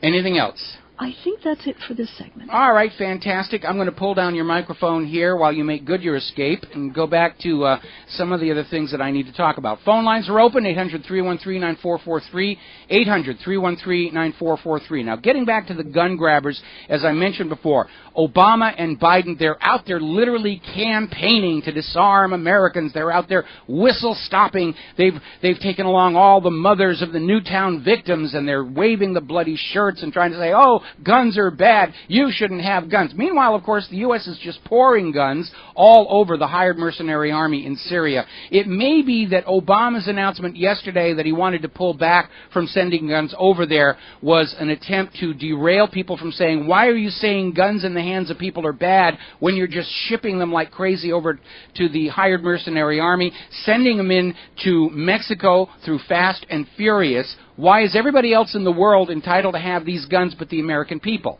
And that may be the reason he made that announcement. And I don't think he really means it, and I don't think you think he really means it. But they're out there trying to disarm the American people, and after gun confiscation will come wealth confiscation. We saw that in Cyprus. We now know it is an accepted plan of the entire G20. They're going to save their Ponzi scheme central banks from collapsing by simply taking your money away and giving it to the banks so the banks can loan it back to you at interest. That's their idea of a solution. From the point of view of the bankers, it's a wonderful workable problem, or a workable solution. It recapitalizes their banks without the overprinting that would destroy the value of the money they've already made off the scam. Now, as Claire mentioned before, Obama is starting to use executive orders to try and move his gun control agenda forward. This is an illegitimate use of the executive order. The original purpose of the executive order was for the president to carry out the express will of the Congress, to execute the laws passed by Congress. That's why they call it the executive branch.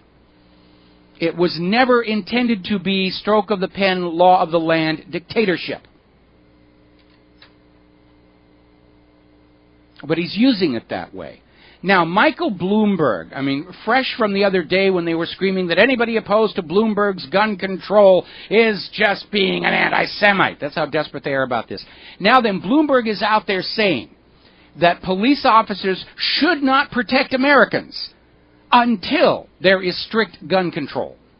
That's his new thing. We're going to let crime run rampant until you agree to give us your guns.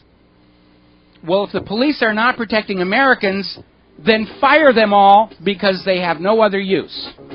We'll be right back after these commercials. And aloha, America. Welcome back to the show. We're going to go to the phones here. William in Texas. Aloha, William. Welcome to the show. What's on your mind? Well, I wanted to comment on the comments that you had made a minute ago about not being a democracy anymore, being a fascist dictatorship, and then the Electoral College. First, I want to point out the obvious that, we never were a democracy. We were a republic. We were a republic with a democratically elected leadership. That was the model. Okay. And the point behind Electoral College was not to make it so that, it wasn't a way to elect our leaders because we couldn't communicate with one another. It wasn't that we were so far apart and, we had to communicate by mail or horse or whatever. It was because the brightest and the most knowledgeable of the citizens were the ones that were selected to president. In other words, you go to the county conventions, you elect your delegates, they go up to the next level, elect your delegates, go up to the next level. And in that selection process, it's only the most knowledgeable and the smartest or the most intelligent or the most corrupt citizens that voted. Or the most corrupt. And so you said you agree that we don't need the Electoral College, and I disagree with that. What we need to do is go back to the Electoral College. Now, you missed what I was saying. The way the system is set up hang today, on. You missed what I was saying. You're assuming they're the best and brightest and most honest. I understand that's an assumption. Those electors could also be the most corrupt. And the disadvantage of the Electoral College is if somebody wanted to try and buy the presidency, it's a much smaller body of people they need to go in and offer bribes to than the entire nation. And I understand that, and I would make another comment about it. It's the way that the Electoral College is selected today is not the same as they used to do it. Agreed. I was a delegate from Texas this last time, or from my county to the state level. And the way they when they assign the delegate votes according to the primary, the Texas election code very clearly says that the primary is a preference poll, and the only reason the electorate, the delegates have to elect a president, the primary winner was because that's what the state party rules say. If they changed the rules, then they wouldn't be necessary, and we'd go back to the old system. But we had the old system where the delegates were actually electing the electors, and the electors were actually allowed to vote their conscience, then that it would be harder to purchase them because. That's why they wrote the rules the way they did, and what we have seen certainly with last year with both primaries and both parties was the system is used to disconnect ordinary people from the process. And I agree. Okay. And I agree. But the solution is not to eliminate the Electoral College. The solution is to release the delegates to vote their conscience and go back to the original the parties will never write the rules that way. I agree. Leader. Hang on. Let me get a comment in here.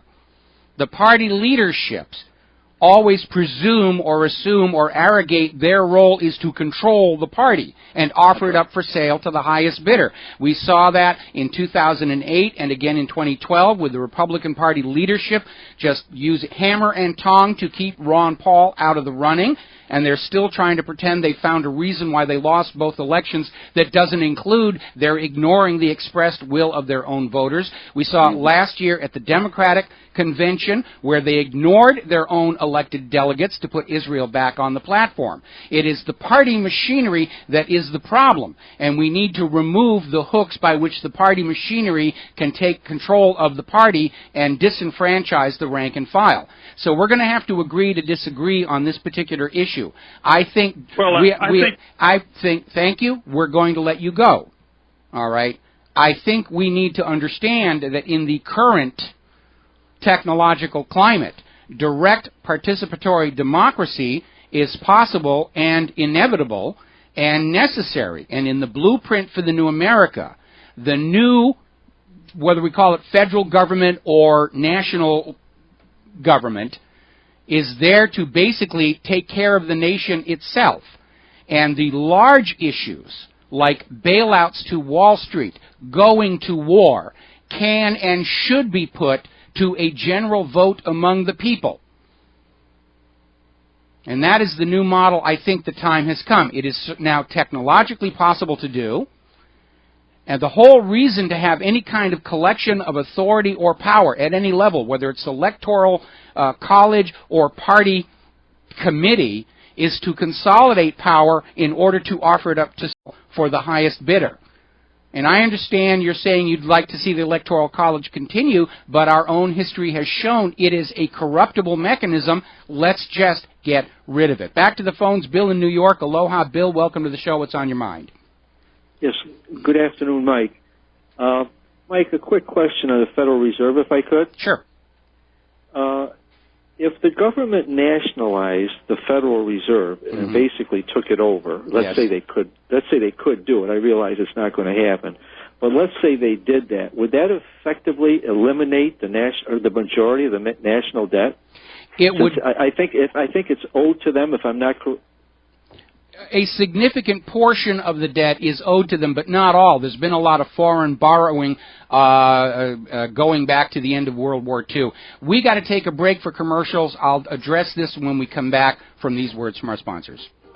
And aloha, America. Welcome back to the show here. And following up with Bill in New York, the U.S. Congress can at any time revoke the charter of the Federal Reserve, whereupon the other nations still enslaved to private banks will probably declare war. That's what happened back in 1812. In 1811, the U.S. Congress, seeing what the First Bank of the United States was doing to the American people, refused to renew the charter. The Rothschilds literally threatened the U.S. government, if you do not renew the charter to our bank, you will find yourself in a war. Congress stood firm. The Rothschilds, through the Bank of England, went to the British government and said, if you want to recolonize North America, if you want to teach those uppity Americans a lesson, we'll fund your war for pennies on the dollar. And that was the cause of the War of 1812.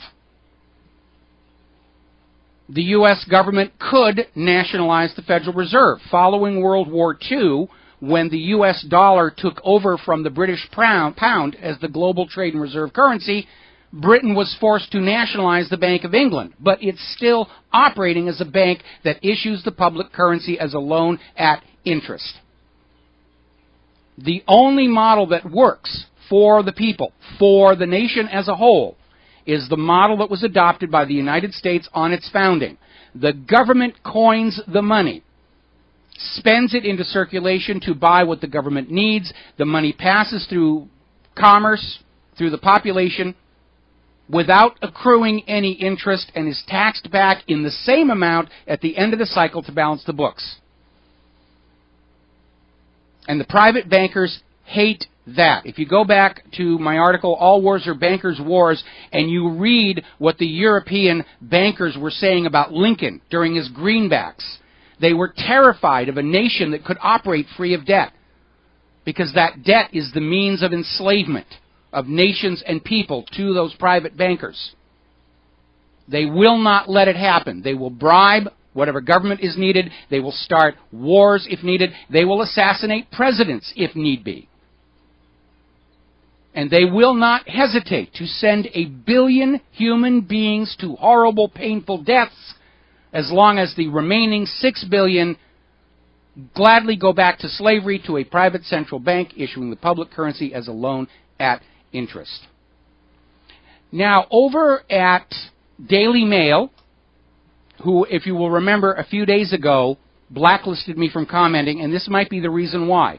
They have a headline news story. Kim Jong-un reveals his U.S. mainland strike plan. Pictures inside North Korean leader's war room show him plotting to attack America.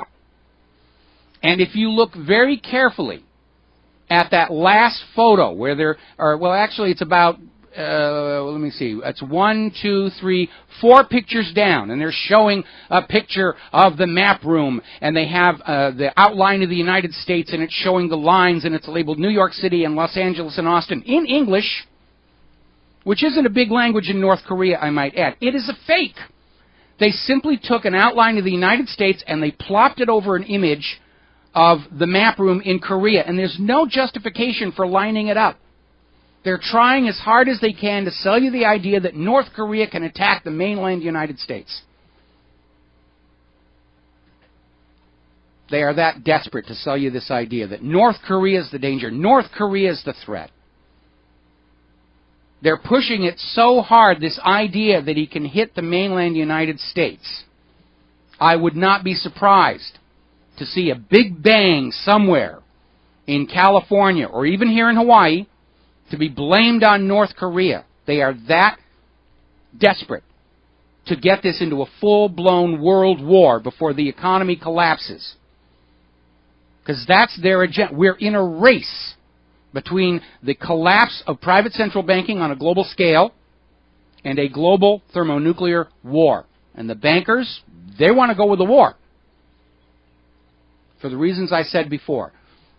This isn't even a clever fake that they're showing here at the at Daily Mail. They just took a picture of the map and they slapped an outline of the U.S. on it and said, see, this is what the map really means. It's not even clever.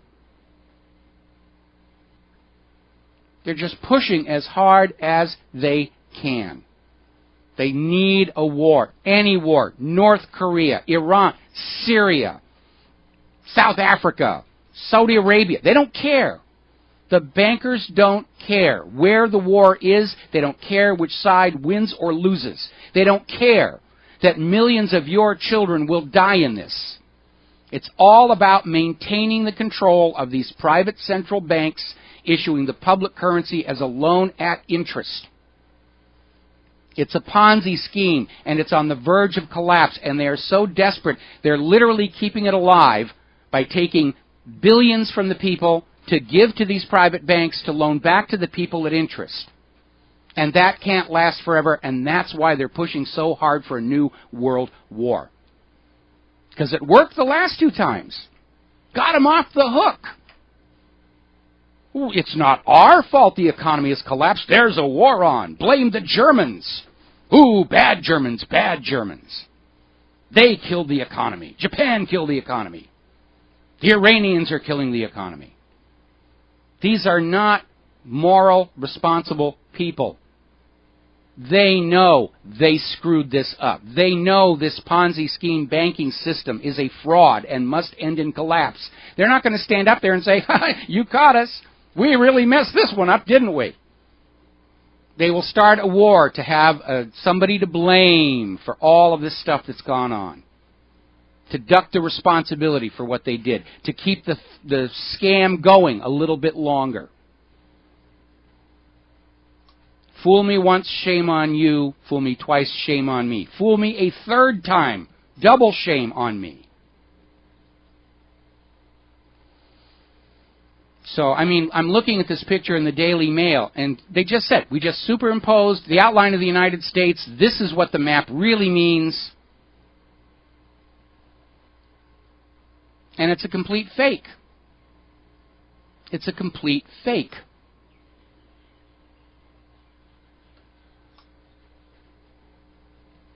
If you go into any nation's leader's war room, there's a world map.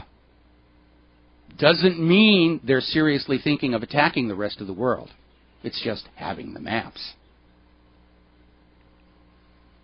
And I'm looking at all these lines they put up there, and they look photoshopped to me. They really do. They're trying to convince you North Korea is the problem, and North Korea is not the problem. North Korea was minding its own business until the U.S. hit them with sanctions. And then the U.S. starts this huge naval exercise right off their coast with South Korea and Japan, both traditional mortal enemies of North Korea. U.S. forces, they fly in the B-52s to rattle those nuclear sabers along the DMZ. And now they've got the stealths over there. This is another U.S.-created war. Oh, they made us do it, Mommy. North Korea made us attack them. We've heard that one before. Saddam made us attack him. He had weapons of mass destruction. Afghanistan made us attack them. We're the innocent party. We're the victims. The whole world hates us for our freedoms. We must go out and destroy the world or we will never be safe. It's a larger version of the mindset we see in Israel. Oh, we're victims. We're surrounded by enemies. We must invade and create buffer zones and take their land away from them or we will never be safe. It's psychotic is what it is. Now, back to the gun grabbers, because they're doing that full bore. A lot of talk was going into this UN Small Arms Treaty and whether or not it meant individual gun owners in this country would be effective. Well, it's a dead issue now because this bill, because it was a General Assembly resolution, was blocked by Iran, North Korea, and Syria. They blocked adoption of it. Because of this treaty, required agreement by all 193 UN member states. So it's dead. Oddly enough, Mexico proposed that the conference go ahead and adopt the treaty without the support of those nations. That's a violation of United Nations rules. Now the United Nations is bending and breaking the rules to institute their agenda here. Over at From the Trenches World Report, they're asking the question, is the Department of Homeland Security buying up all this hollow point man-killer ammunition to arm Obama's so-called civilian army that he's trying to put together? Do you think U.S. civilians are going to fire on U.S. civilians? I don't think so. It may be more bluff. They may just be buying the ammunition to keep it off the market so American people can't buy it. We're hearing from gun stores they can't get the ammunition in. It's not getting from the manufacturers to the distributors to the stores. Meanwhile, there's been a very chilling memo sent by the Obama administration and the Department of Homeland Security to U.S. Border Patrol agents demanding obedience. They're using the word obedience. Forget about loyalty and duty and following the law. We demand obedience. To quickly and cheerfully carry out the direction of those who are responsible for me. Don't think, don't question, just do as you're told. Sieg Heil, Sieg Heil. Barak, Barak, Uber, alles. Okay, we got, let's see, did we talk to Richard in California yet? Let's get him on the line here. Aloha, Richard, welcome to the show. Thank you for waiting. What's on your mind? Aloha, Mike. How are you? I'm doing fine. Good. I hear you every day talking about the Federal Reserve, and I think that's the main issue. If that clears up, a lot of other things will fall in place. Yes. I have a little bit of a take on that, in that if the currency is a loan at interest that has to be paid back to them, how can we ever accumulate wealth? What does it mean to save and invest if that money doesn't belong to you? Well, that's exactly the whole point. That's exactly the whole point. The bank's attitude right now is it's all their money anyway. That was the justification for taking money out of the depositors' accounts in Cyprus. It wasn't really their money. It was our money we loaned to them. We're just calling in the loan. That's what they're saying. And also with that, Mike, is that if you try to save and invest money, someone else has to pay back the principal and interest. And so for you to get richer, they have to be poor, your fellow citizens. That's absolutely true. So it's true. a zero-sum game. Well, no, it's a negative-sum game. Because the way this works is, I mean, the first instant that pretty printed piece of paper goes into circulation, more money is owed to that private central bank than actually exists. And the situation never reverses. The way they have kited this Ponzi scheme along is they're always finding larger and larger pools of borrowers who will allow the justification of new currency, part of which is immediately siphoned off to pay the interest on the old currency. And so with each iteration, the amount of usable capital from each new round of borrowing keeps shrinking because more and more of it has to be shaved off to pay off that accumulating interest on the money going all the way back to the first issuance of that first piece of currency. And so this is why every single nation on earth enslaved to a private central bank issuing the public currency as a loan at interest, is drowning in debt. And all of those trillions and trillions that we are being told that we owe to the private central banks, none of it ever existed to begin with. It's all made up. It's an entry on a balance sheet, and it is the debt trap that is used to enslave us. It is the new system of rulership on the planet. And it's no more legitimate than rule by divine right or rule by slavery. And we need to grow as a civilization and a culture to recognize that rule by artificially created debt is just as illegitimate as those earlier forms of governance. Right. And I really like your show because you talk about that issue when nobody else does, and I think that's really the key issue.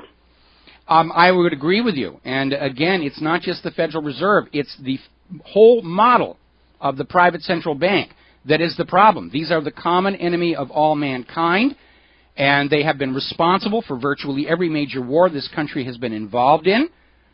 And we need to just keep pointing that out to people, that that's really what's going on. We're not fighting for democracy. We're not fighting for freedom. We're not bringing democracy in or the blessings of American lifestyle. It's all about keeping the world enslaved to the private central bankers. Look what happened to Libya. 2.5 years ago, he was everybody's friend. He was a reformed terrorist. He acknowledged Israel's right to exist. He was doing all these wonderful infrastructure projects inside Libya. And then all of a sudden he says, we're going to have a state-run bank. We're going to have a value-based currency, the gold dinar. If you want to buy Libya's oil, you will pay for it with the gold dinar. The rest of Africa started saying, boy, we want to go on board with the gold dinar because it's obviously much more trustworthy than the U.S. dollar. Boom, invade Libya, kill Gaddafi, destroy their state bank.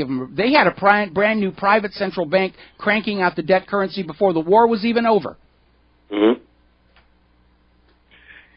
Yeah, well, it seems like everybody with a state bank is the axis of evil. It's a strange coincidence. You know, I'm from California, and Dianne Feinstein here keeps getting reelected. Is this voter fraud, or are the people in our state just not paying attention? Probably a combination of the both. Yeah. Well, I think until we get our elections under control and our currency under control, you know, we're really not going to get anywhere. We got to really hammer on those two issues. We absolutely do, and you know, both our money and our election system have been privatized, and that was never the way it was supposed to be. The government was supposed to run the elections as a public utility to serve the public. The government was supposed to run the money as a public utility to serve the public, and both of those important key federal government functions have been privatized. Most Americans still don't understand that on our national elections, they are counted and tallied by a private corporation owned by the TV networks and a couple of key newspapers. There is no government or civilian oversight of the election process other than that being carried out by Bev Harris over at blackboxvoting.org. Yes, I know. Well, anyway, that's what I wanted to say, and I really enjoy your show, and keep up the good work. Thank you. Thank you very much. We're going to keep it up as long as we can, and yes, we're going to gore every single ox we can find, whether it's the Federal Reserve, private banking, the war machine, whatever. Now, following on the revelation yesterday that Paul Brenner admitted in a conference phone call that the CIA had inside control of the crotch bomber. We are now getting a story, this is over at the internetpost.net. It's been outed. The crotch bomber himself was working for the CIA and Saudi intelligence as an informant before he got on that airplane. This was a CIA psyop from top down. We'll be right back. I want to talk a little bit about this Defense of Marriage Act, and we'll be ready for the weekend. And aloha, America. Welcome back to the show. And I haven't been paying a lot of attention to the Supreme Court debate on the Defense of Marriage Act, which was apparently a proposition passed in California that outlawed gay marriage, which surprised me given California's used to be forward-thinking attitudes about such subjects. And I haven't spent a lot of time on it because it does feel to me like this is trying to fan up gay marriage as an issue, as a distraction from the rush to war and the economy over there in Europe. It's more condotizing. But I did want to make a comment on it. Last night on The Daily Show, Jon Stewart really took this whole thing to task, and he focused on the apparent main argument of the people opposed to gay marriage, that marriage from the legal point of view is supposed to be a man and a woman for procreational purposes. And of course, the first question I have back on that, you're telling me that men and women who are married but not actually having children are now a subordinate class of marriage? That marriage is only legitimate if you're breeding new soldiers and new taxpayers for the state? If you have a married couple and the wife gets an abortion, does that somehow nullify the marriage itself? It's a very slippery slope to define marriage solely in terms of procreation, because you're dumping couples that are childless into that same category with the gay couples, which I personally don't have a problem with, but that's what you're actually doing. If marriage is now defined solely in terms of whether you're breeding new soldiers and taxpayers. And so I think it's a ridiculous argument, the idea that marriage is in existence only for purposes of procreation. My wife and I have got a wonderful marriage. Sadly, we do not have children. I had a dog once, and I had a robot, and the dog ate the robot, but obviously, does that make me a second-class marriage? So, anyway, apparently a caller called in regarding the website for the crotch bomber being in the CIA. It is linked to the front page of whatreallyhappened.com, so you can go look for it there. Now, there is one thing that did come out of the Supreme Court that I wanted to call attention to, and that is apparently the Supreme Court has unanimously ruled that citizens can hold the federal government liable for abuse by law enforcement officials, police, prison guards, TSA, FBI.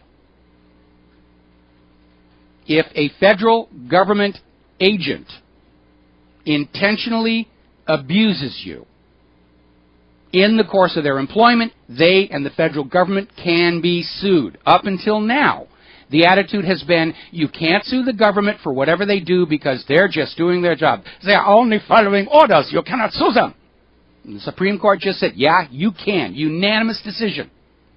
Don't forget Marburg versus Madison. Earlier Supreme Court ruling. Laws repugnant to the Constitution are automatically null and void. That's it. We're going to head on into the Easter weekend. Have yourself a good weekend. Don't pig out too much on the chocolate bunnies, and we'll be back on Monday. Until then, stay safe, stay well, stay informed, stay skeptical. Have a good weekend. Aloha, America.